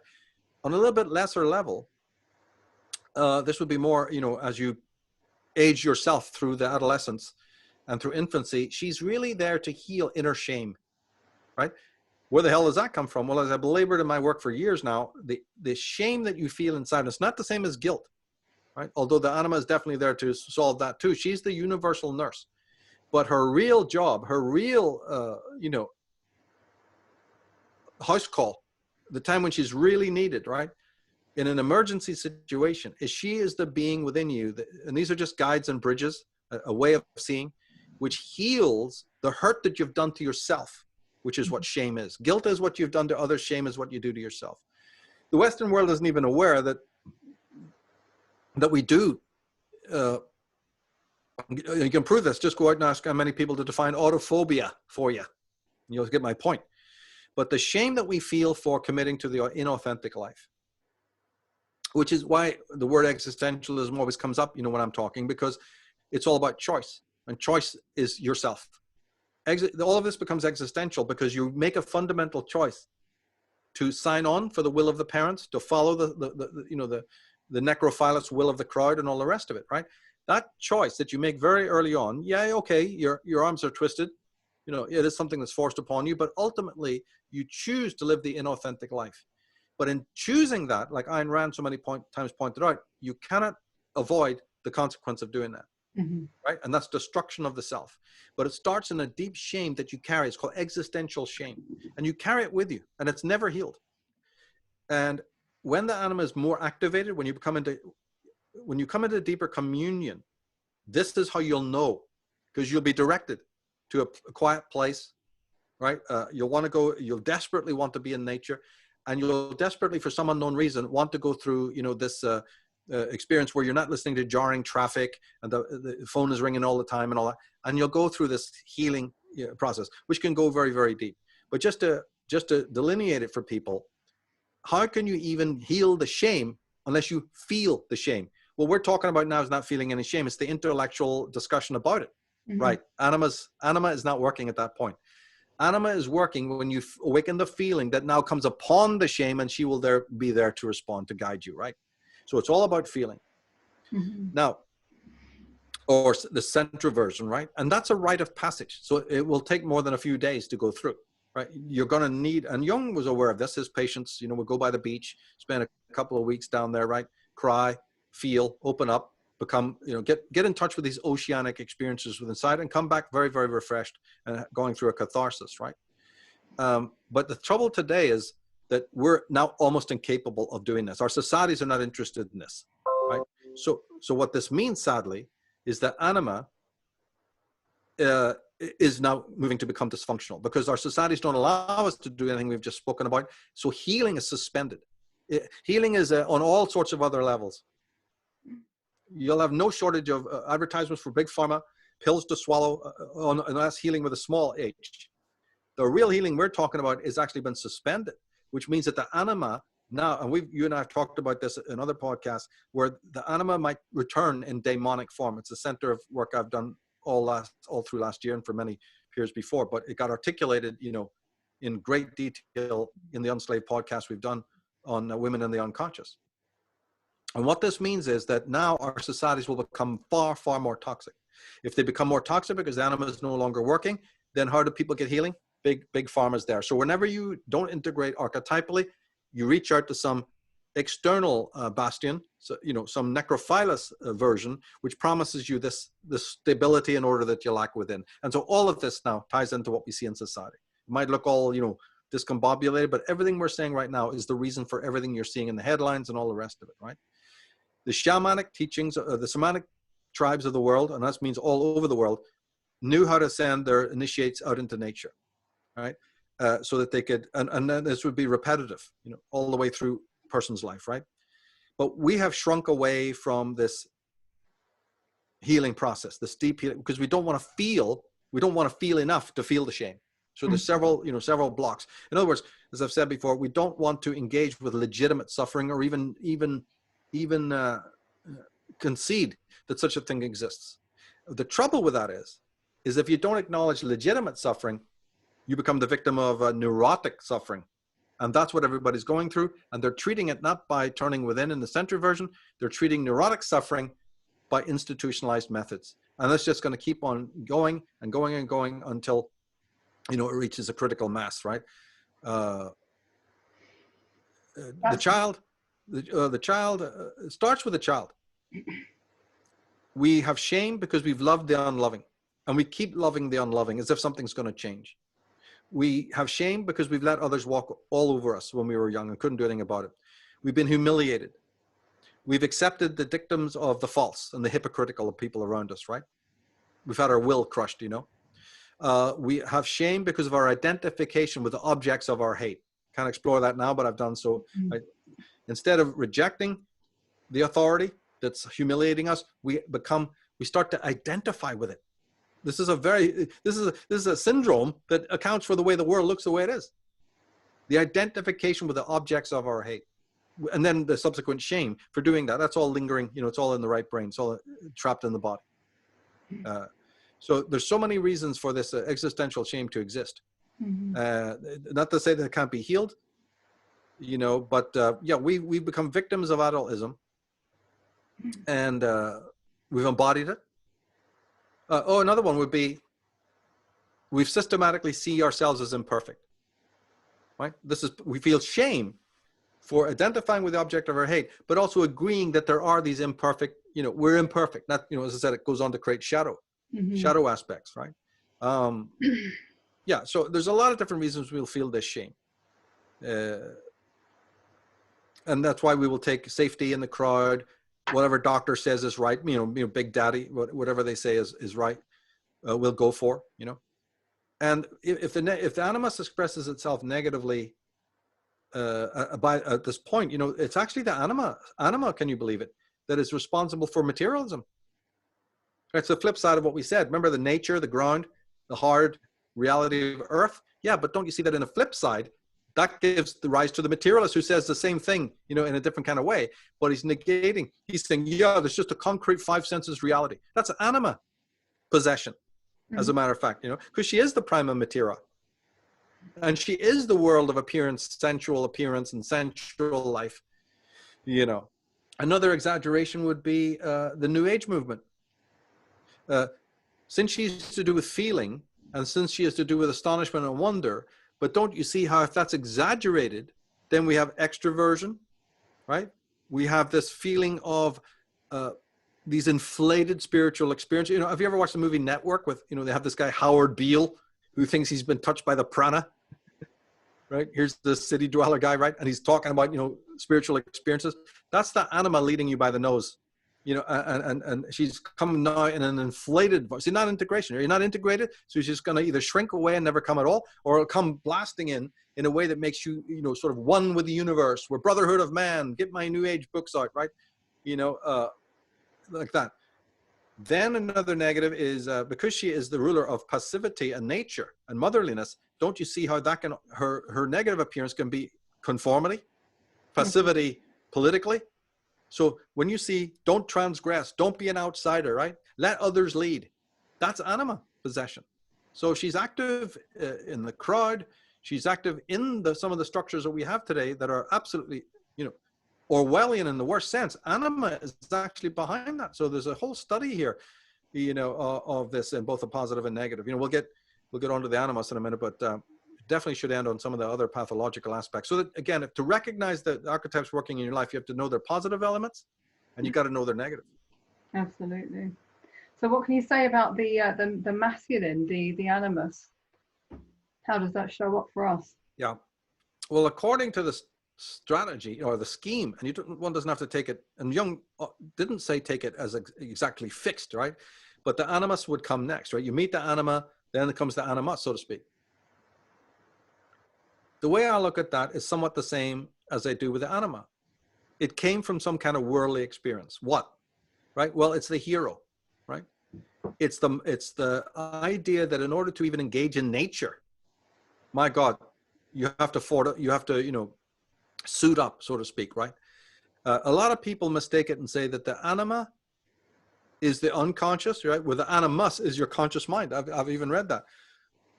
And that's false, because as we've already established, all archetypes are hidden.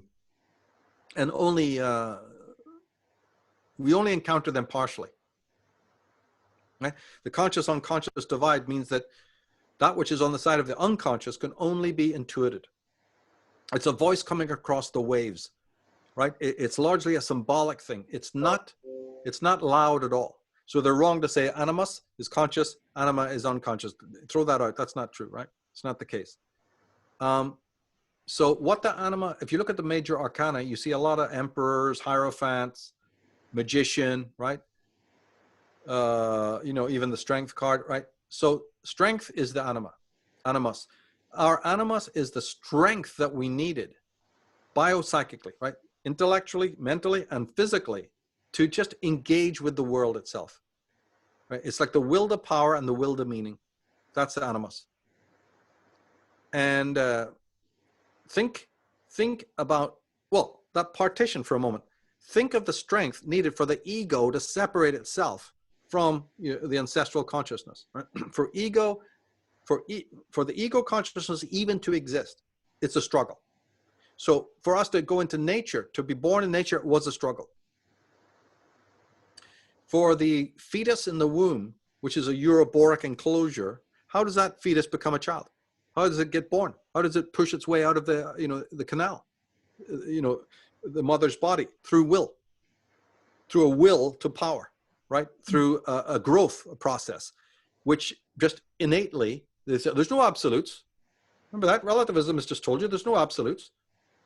There's an absolute if you're standing on your 2 feet in front of me, right? Which means that you have the will to push through and survive and be born, for goodness sake.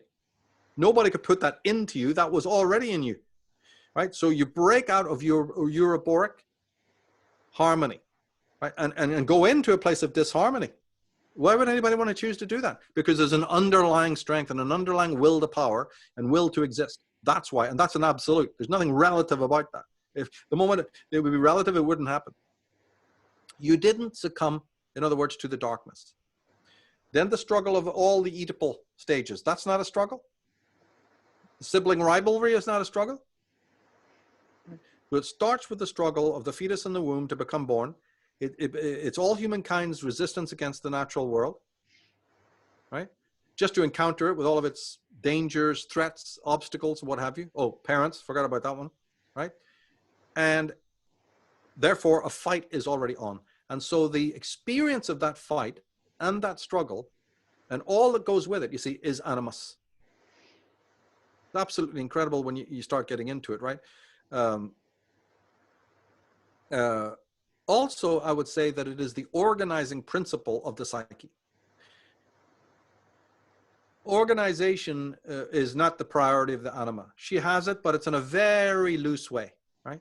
The animus has it much more, clipboard wielding, because it had to organize, didn't it, in its relationship to the nature, to the world. There had to be an organizing principle. Don't build your village under a bunch of rocks on the mountain that's going to crash down. Don't build it 10 miles away from the river, right? And all the rest of it would come with that. So there's a systematology involved. And nature comes with its own dynamics, the weather, the seasons, the predators. You see in all of that, right? And you have to hunt. And in the hunt comes a lot of strategy. So animus is organization. Animus is intellect. Animus is economy of action. Animus is watch time. It's getting dark. We're going to be eaten. Right? Hey, let's go in the morning when the sun is shining in the eyes of the predator or the enemy, right? The opposing army. All these strategies. Don't build the wall 3 feet high. Why? Well, I think I could step over it. Make it 12 foot high. Oh, okay.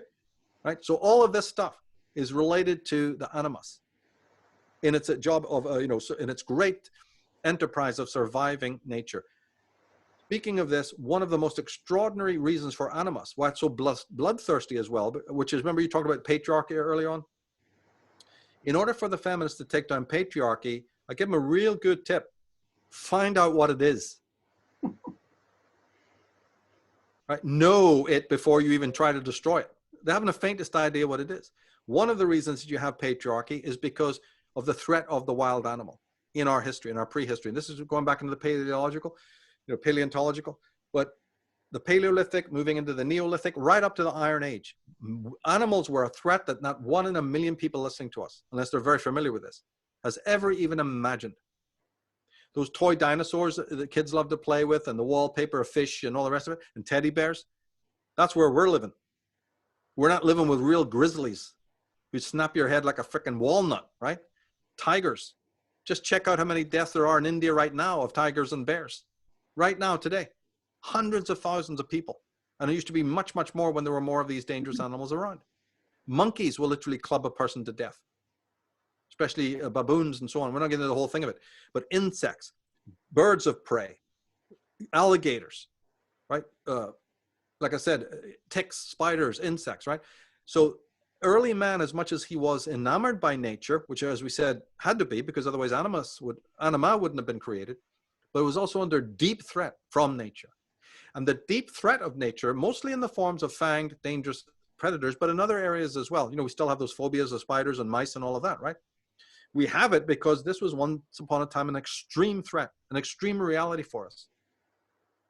And so without getting into all the highways and byways of it, the threat of the predator, which is caused so many daytime and nighttime fears, is a huge part of the need for animus. So when the feminist wants to take down something, beware taking it down, because it has a damn good natural reason to be there. Mm-hmm. Right? Yeah. It was allowing the mobilization of something. Then on a much more subtle level, and this is sort of turning back towards psychology, but this time not the Freud and Jung, but the Reich.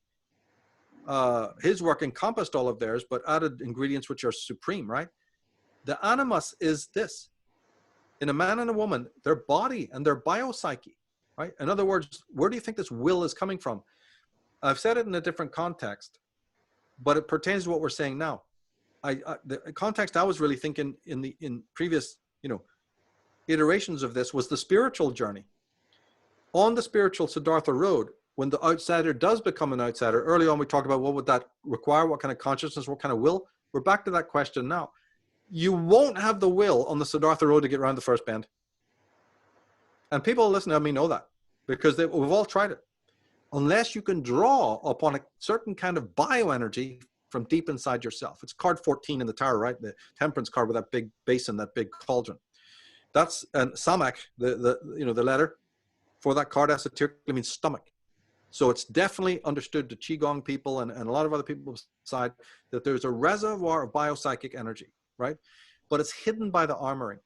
So, and not hidden, but blocked by our armoring, right? So the animus is really one who has to work with the body. He has to be into these arts. He's got to be somebody who's very, very aware of what's known as somatic intelligence, right?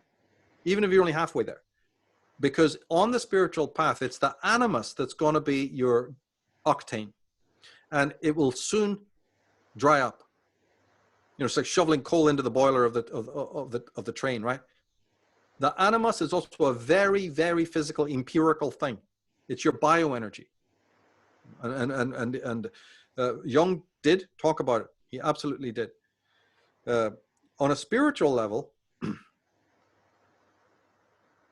well, on all the levels, but spiritually, kind of connecting what I just said, as you go up higher in levels, deeper into spiritual levels, the animus becomes more important to you as an archetype, because like the warrior, like the wanderer, it will be the power to resurrect. So you get it in the scriptures, right? I died.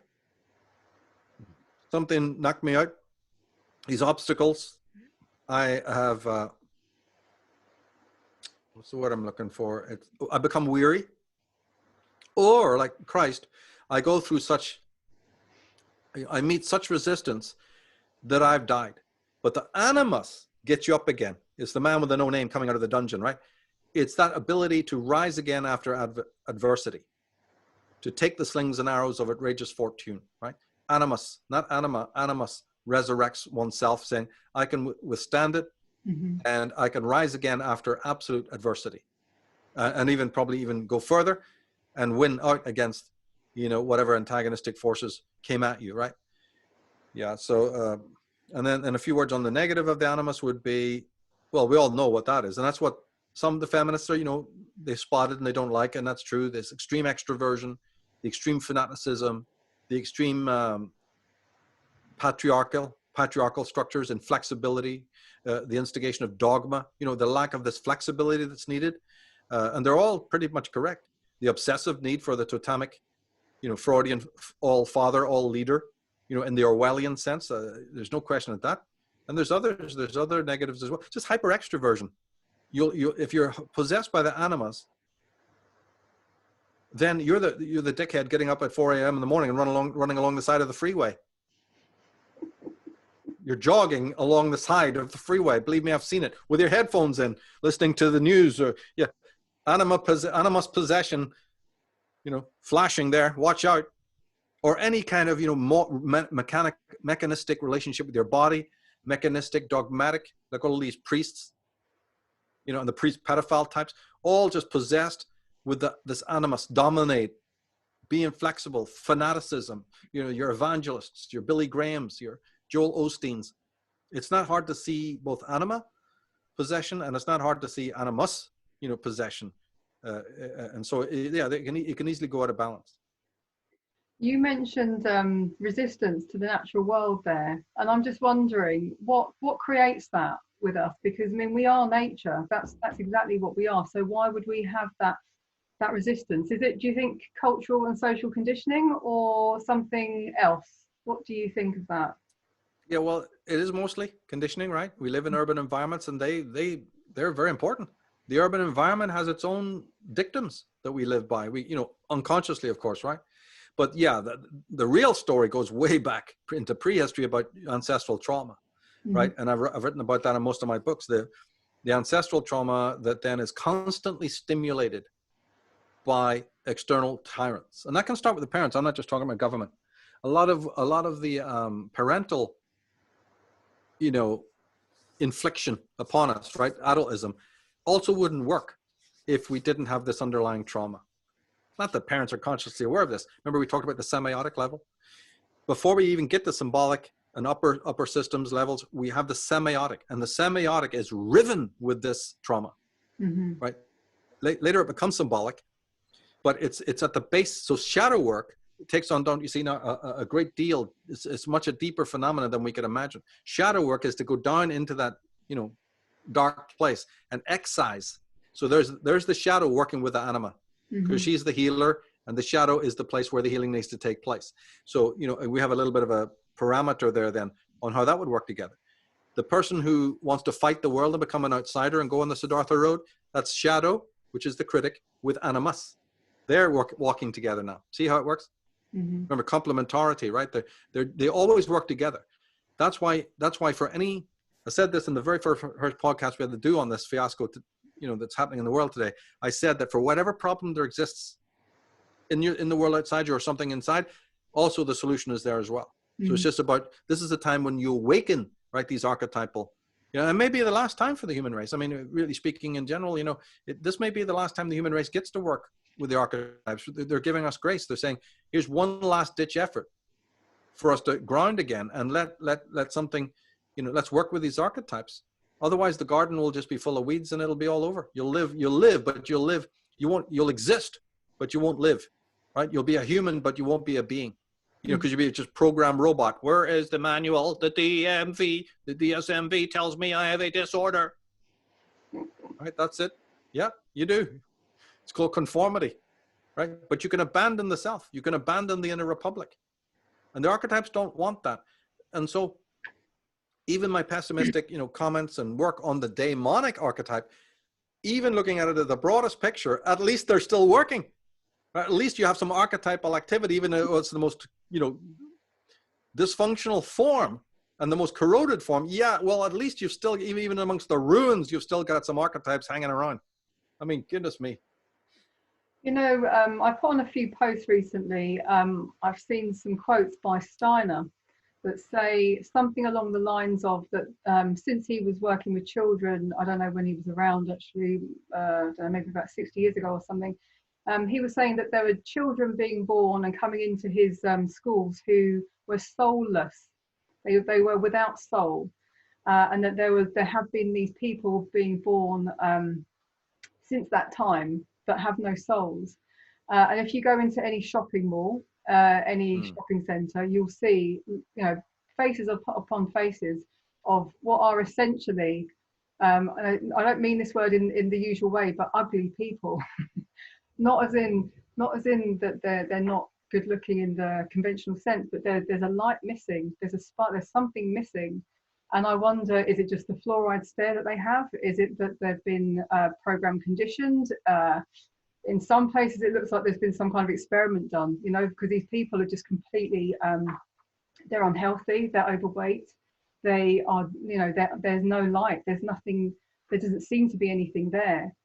And then finding these quotes by Steiner that says, you know, there are some people being born that have no soul.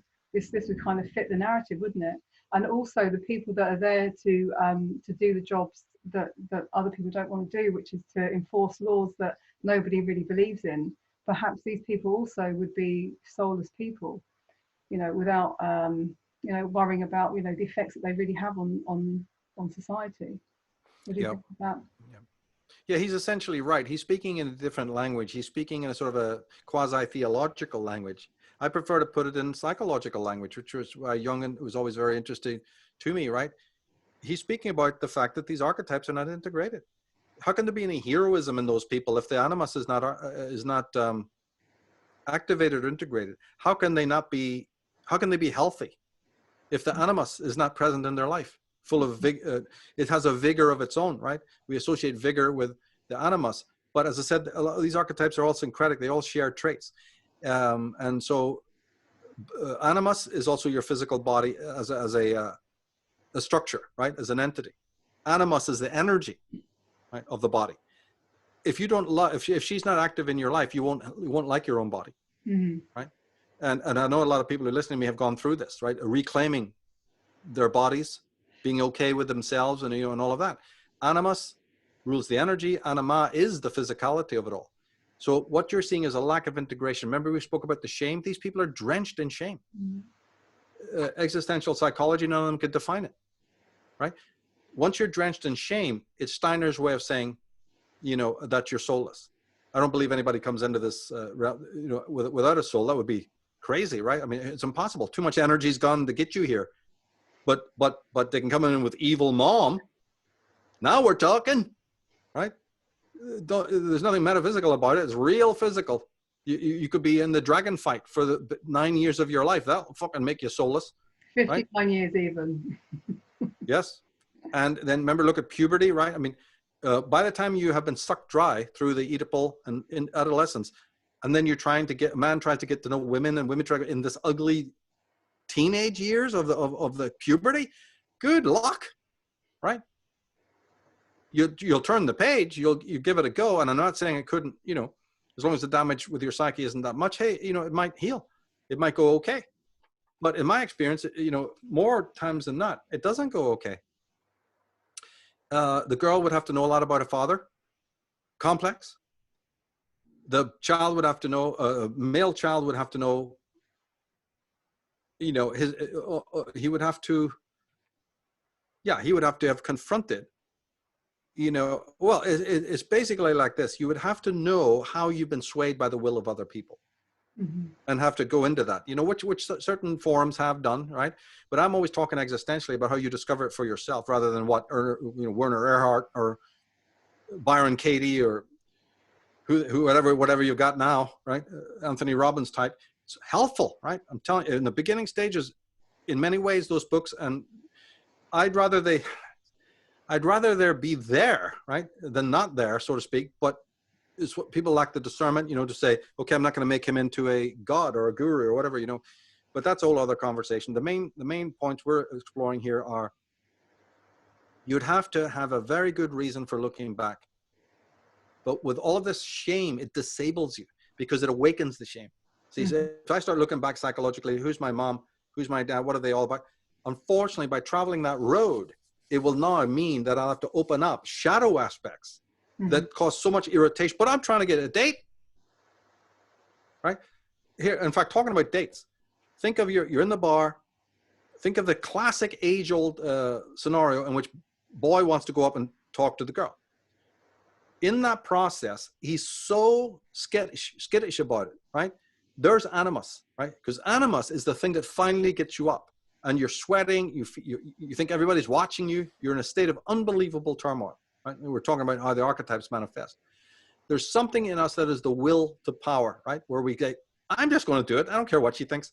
And then you go up, you know, and vice versa. But usually in our culture, women don't make the first move. It's men. The masculine woman can, and I think that's extremely healthy and good. But in normal, stereotypical life, it's the guy, no matter how dweeby he is, he's going to have to muster this energy to go up and face the humiliation. Or I'll go, would you like to come out with me? Can I buy you a drink or whatever it is, right? And that's the animus at that point. And you know, and there's the female version of it as well. And then take that raw will to power. That's nothing more than will to power, right? In the higher level, the animus, and more this would be on the Siddhartha road, you know, more like that level. It's the will to meaning, right? There's a will to power that you're born with and the will to meaning. And in the will to meaning, you still need bioenergy. It's actually akin to the other kind. It's just now orientated, you know, differently. It's because when you've had the perfect wife and you get all the swimming pools and a really good paying job and all this nonsense, right? You're still looking for meaning, hopefully, right? And some people move vertically on the rites of passage. Other people just stay where they are, right? And so there's leveling off of the anima and the animus. Siddhartha road means being willing to even leave all of that. And then you need the animus with you constantly. And that's when you look at, you know, I think the orphan would cease being an orphan if he didn't have a level of animus to remain as he is and to take the slings and arrows of being that alienated. An orphan doesn't just mean a child orphan in the normal sense. It's the orphan who has never felt at home anywhere, not even in his own skin. How does he avoid becoming neurotic? The wanderer who says, I'm leaving, I'm walking out of here. It's not that I don't love you or love this or love, something calls me, right? And you climb out of the domestic and the social and you move forward. Then you've got the full-blown warrior, right? Who's always at war with something. And he's going on his journey. And he will cut through illusion because half the path to enlightenment demands that you have that ability. That's all animus. So in our life, if we only had educational system, which we would have had if the people like Steiner and people like him and Krishnamurti, because those men actually embodied all of these things we're talking about in and of themselves, amazingly enough. But we had to get rid of them, right? So we're not integrated.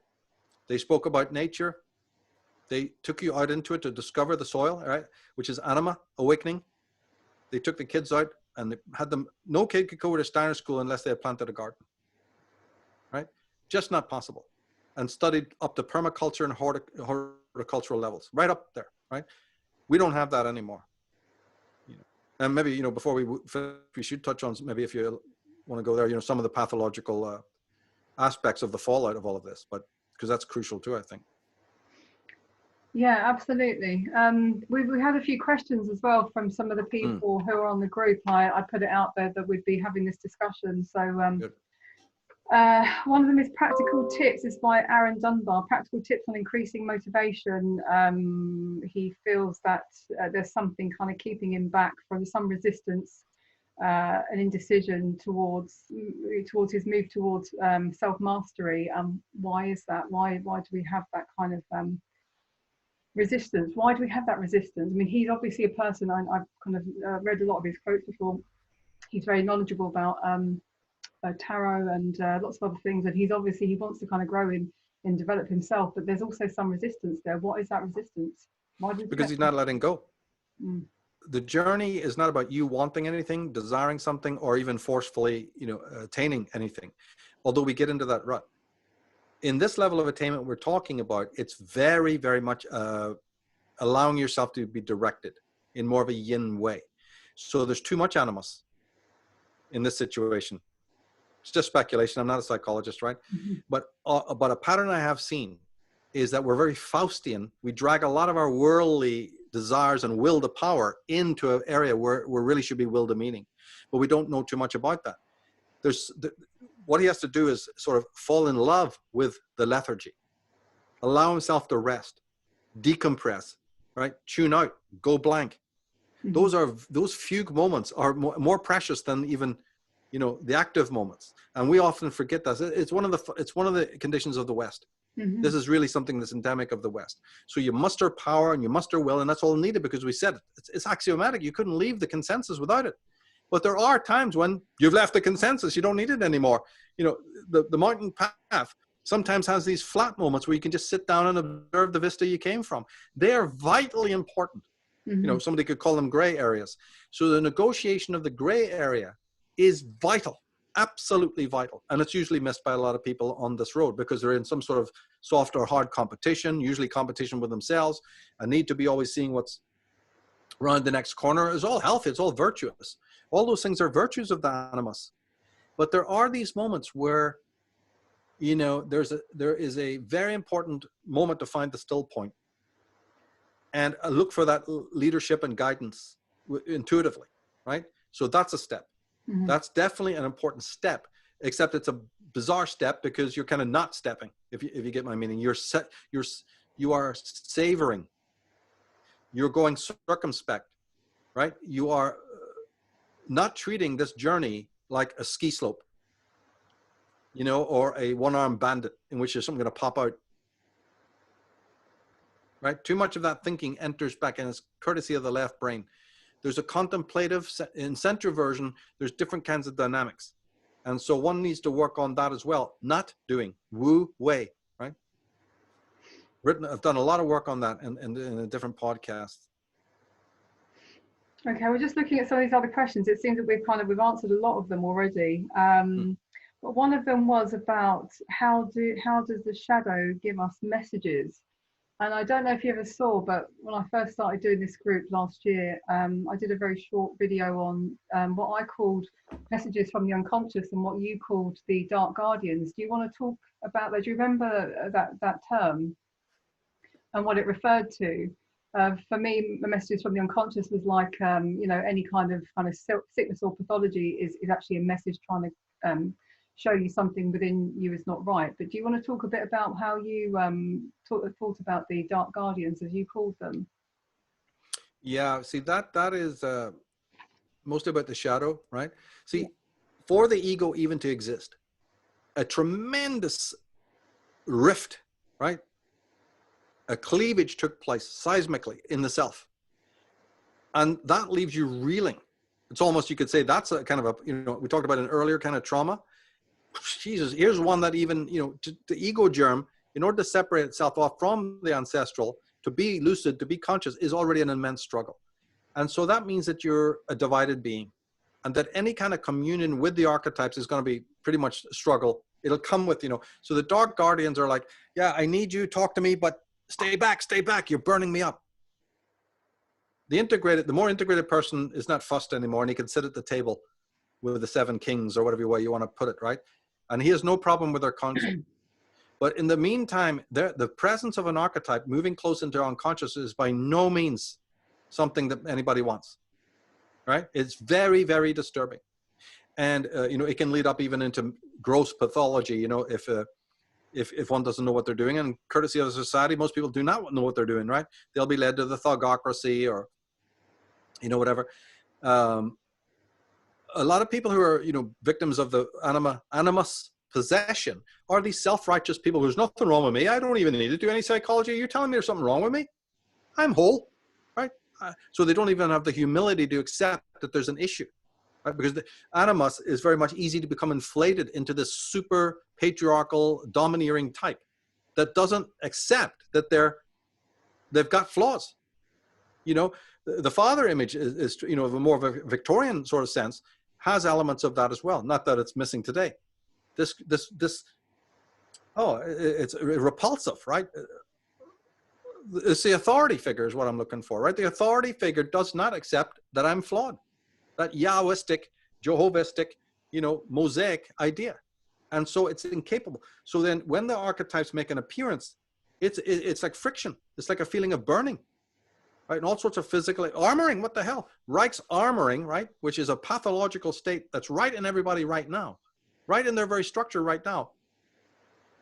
That is, you know, that's your need to suppress archetypal voices within your own being. Mm-hmm. See, so there's already a quotient of bioenergy taken up for defense, the famous defense mechanisms. But by God, Wilhelm Reich took that and just went to town with it. Defense mechanism, the word had been bandied about. Reich honed in, well, I'll tell you what a fucking defense mechanism is. It's your structure, it's your own body, it's your own fibers, it's your own inhibitions.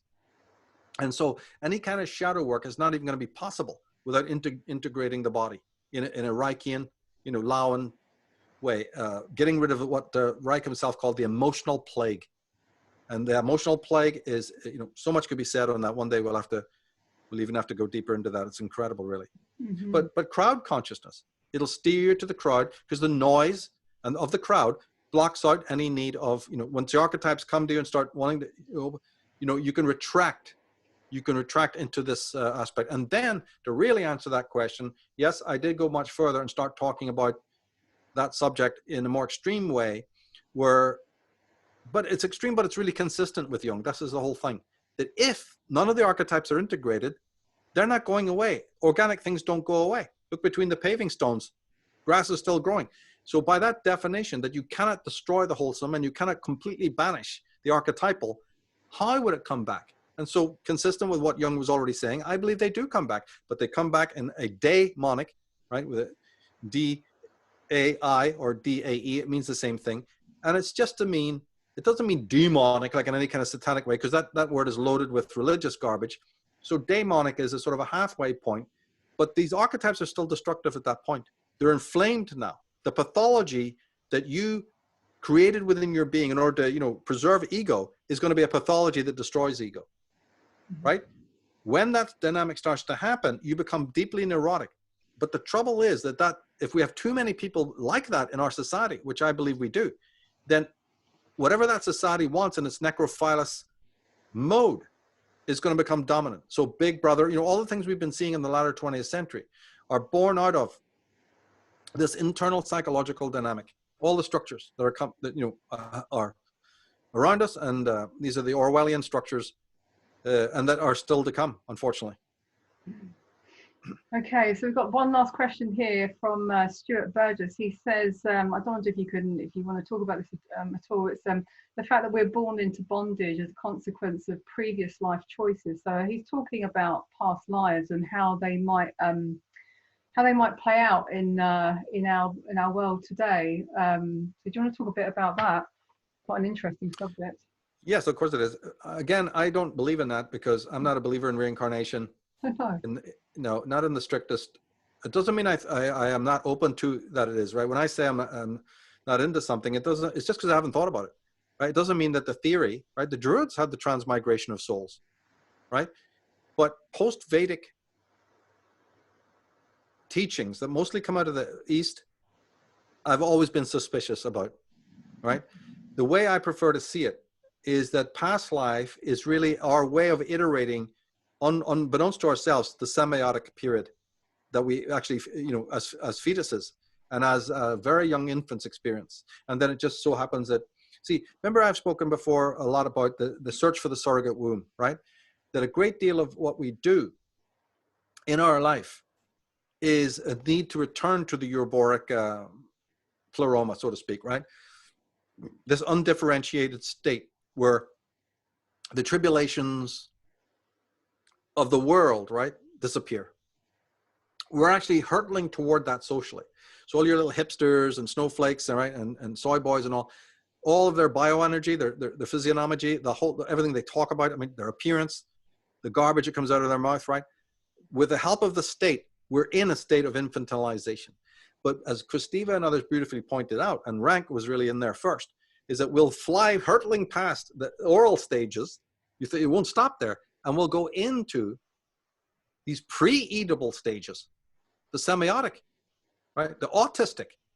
There's no bottom to this. I've called it, used other terms like the lunar, right? Stygian realm, in which all forms of mental upper functions are basically voided, or they're just running on automatic. There's a kind of way they get linked, fused to the Mitwelt, to the will of the world, the will of the society. So yeah, the person's still talking and functioning, still moving around, right? You know what I mean? You see the fucking, all that. Nobody's at home. It's like the people you talked about in the mall, because they say, oh, well, I'm this person. I'm called John. They're just, all of their thought is identical. It's in complete entrainment with the bosses, right? That's not a person. That's not a being. And we can fall back into that level. Now, that explains the semiotic level. The semiotic level is a level where you're all people. You're all the world. There's maximum dissociation, maximum diffusion of the personality.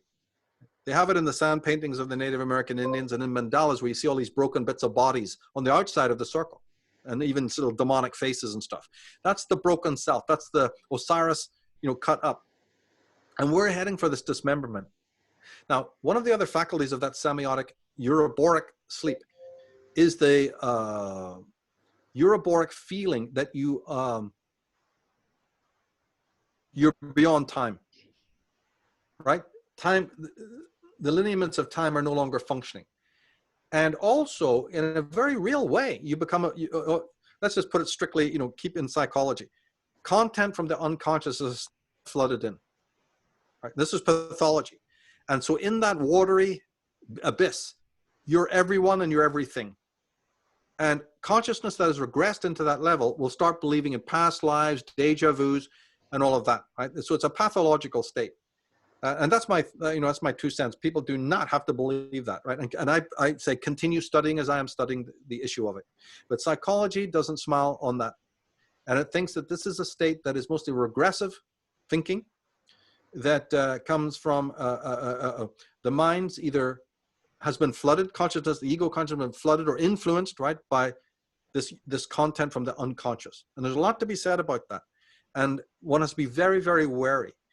I think that it's coming from the early parts of the, the mind, which have been absorbed in sort of the Euroboric. And from that, you can feel that you've lived in different times and that you have existed even in different times and in different forms, and there's definitely that phenomena. And I'm not saying it isn't past lives, but I tend to look at those kinds of things mostly on a psychological level. Well, I was actually going to ask you as well about if you knew anything about this idea of twin flames. Have you ever heard of that, twin flames? Yeah. People seem to be kind of banging on about it. So there's a difference between soulmate and twin flames. I think one of them is that you, in your past life or before you were born, you already knew this person. You've lived many lives before. But I guess I can kind of guess what you might say about that. If you don't believe about in reincarnation, then that's probably a load of Well, no, I don't believe in that as it's expressed by Eastern mysticism. Mm-hmm. What I believe is, or even some New Age stuff over here, but I do believe in empathy, right? And therefore, my take on that is very Randian, right?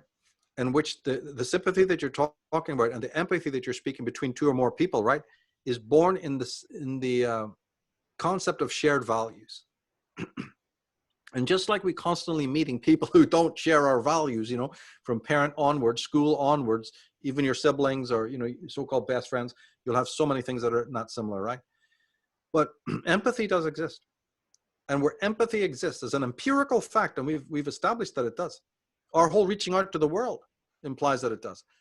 Obviously, it is quite possible that that level of empathy can attract, right, somebody with an equal quotient of empathy. Somebody that when you sit down with them or meet them, there's a contact. Remember, and we even said the leaning out towards the world involves eye contact, body language, right, and all the rest of it. And therefore, and also there's other realities there. Resonance, just simple resonance. This has all come out now with this whole thing about whether viruses are natural or unnatural. Or actually, a virus, you see, can't be spread between people. So that left the question of then how does everybody get sick at the same time? One of the reasons is because it's like women's periods all synchronizing when many women get together. That's it. The outside environment determines it, and another kind of energetic resonance. It's not that some fucking virus is being passed one to the other, for the simple reason that not everybody gets sick when everybody around you is sick. Empirical proof, right? Well, where's that going? So I believe that on a similar level there, not anything too supernatural, we got to watch that, right? But I do believe that as a human being, if you have a room of 50 people or 100 people, you're going to be much more empathic with some of the people than others. And by that same rubric, by that same empirical fact, you can, attract somebody, more than one person, because the person you're with who leaves you tomorrow, you thought at the time was, you had a tremendous soul connection to them. But for some fucking reason, unbeknownst to you, they harbored a thing that wasn't that connected and empathic. And as soon as you, violate their particular image of what you should be, they're out. Sometimes out completely. They don't even remain respectful or have a, platonic. Say, hey, we're done with this level of our relationship, but I still want to be friends because there's so much I share in common. No. You just hear this taxi pulling up and zazoom, that's it. Well, what the fuck was empathic about that then? Right? So again, we've got breakdowns. But by the same pattern, you can meet multiple people or one person that is really empathic to you and shares the same values. Be glad for that. Past lives, who gives a fuck? The fact that I can even find one person I have a simple empathy with in this world, be fucking glad. Frame it. Right? Because Jesus, look at the loneliness, look at the desperation, look at the inability, look at the total breakdown in gender. Sure, people don't even know if they're male or female. That's where we're at. So it's all about empathy. I do think this whole thing about twin flame, I think people just like to label things. They like to put a label on something. And also it's kind of, it creates a story. And I think also with the New Age movement, they like the story of, oh yeah, he's my twin flame. But actually, if you read about people, what they think their twin flame is, it's someone that usually gives them a lot of trouble. That's what I usually find reading about people's twin flames. Is that right? It is. Well, yeah, remember the Anima, this is Anima related, because remember, Anima deals with relationships and empathy. A man sees a very attractive woman, right? At the bar, we described her, what the fuck, on the beach, at work, wherever. He wants to own that because, right, that's attractive. He's empathizing or he's relating to the physical fact of her physical beauty. Yeah. Right? But really, the mug doesn't realize that a far less attractive physically woman, this is actually in the Bible, this is part of rabbinical teachings, really right into the whole essence of God. They say that actually God did this, right? According to some rabbinical stroke Kabbalistic systems, they believe that God fell for Lilith. It's a really wacko story. His real mate, right, who's called the Shekinah, is been temporarily banished from the court. Totally was crazy. in the meantime, the chambermaid seduces God. This is Jehovah, right? And climbs into his bed, right? And he has sex with her because he's so desperate. They're so oversexed, right? It's unbelievable. God as the philanderer, but he's also promiscuous. A promiscuous God. This is I'm not fucking kidding. This is in the Zohar. It's in these rabbinical teachings, right? So he sleeps with what he thinks is his chambermaid. This is God now, mind you, right? The one who's meant to be able to see all truth and know it. He's sleeping with Lilith and doesn't know it. We got some problems here. We got some questions that have arisen, right? But God the blind, God the not all-knowing, has sex with Lilith, who then, you know, basically destroys him. He gets thrown out of power. The temple falls. This is linked to the temple of Jerusalem falling, and the whole, you know, basically that's it. The rule of the demon, because she's actually been a very lowly figure who's risen up through the ranks of the demons in order to get to even be the chambermaid that can seduce God. And they want Spielberg, right? It's more like Quentin Tarantino. So here you've got this, and then after the fall of God, the whole of the kingdom is destroyed, and the earth turns sour, and Lilith and her horde are able now to seduce a succubi. You see, the whole thing. God doesn't stop it either. Now that he's been seduced, as soon as he recovers a bit, he doesn't prevent this. You know, he's all powerful, right? But doesn't prevent the witch, the demon, from going and continuing to seduce all of Adam's, you know, lineage. Weird, right? What it all means, boiled down, is this point. He went to bed with her because he was very, very attractive. Whereas the Shekinah is pure and noble and honest, right? So this is the scenario we find amongst all men, in which the anima will play with you. All the archetypes are tricksters to a degree, and mythology is, you know, what taught us this, and Jung agreed, right? So the anima as a trickster is the one who seduces the drunken fool, right? And he goes for it because he's intoxicated, right? But the one who's really got the empathy, the real soul mate, so to speak, is the one who is not as attractive, but she's got moral purity. Mm-hmm. So I absolutely believe that there are kindred souls when it comes to the moral, you know, aspect, and that the rest of it is just seduction and intoxication, enthrallment, basically. But I don't rule out by any means, you know, the standard that the moral empathy, you know, can be shared by two people. And believe me, that's as good, you know, that's great to be getting on with right there. That's great to be getting on with.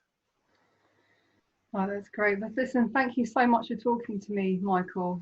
You've really kind of given us so much to think about. And yeah, I'll be working on sort of more Animus and Anima kind of stuff on the group as much as I can.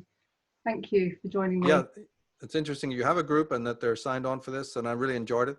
You know, check out the Women in the Unconscious podcasts, and the links underneath that will also lead to a lot of the other stuff we've been talking about, you know, as a point of reference for people. But yeah, it's all about catharses. That's what, all about changing your way of seeing, you know, and that's happening socially. But regardless of what happens socially, we need to be going through this individually. This is hugely, hugely important. And it really accounts for the Western magical tradition, really. But I've got an article called Jung, you know, Jesus Meets Jung, and you're on the Michael Tsarion website. I know you've posted a lot of my stuff as well. So, you know, that's all been written, you know, for beginners in mind and stuff like that. So, you know, and good luck with it, with the school and your own works on this. It's really thrilling to see that it's happening. Best of luck. I know it's a lot of work, so best of luck with that. Well, thank you. I mean, I wouldn't have got started with it if it wasn't for the work that you've done. So thank you as well. Appreciate that, mate. Okay. Thanks, Michael. Cheers.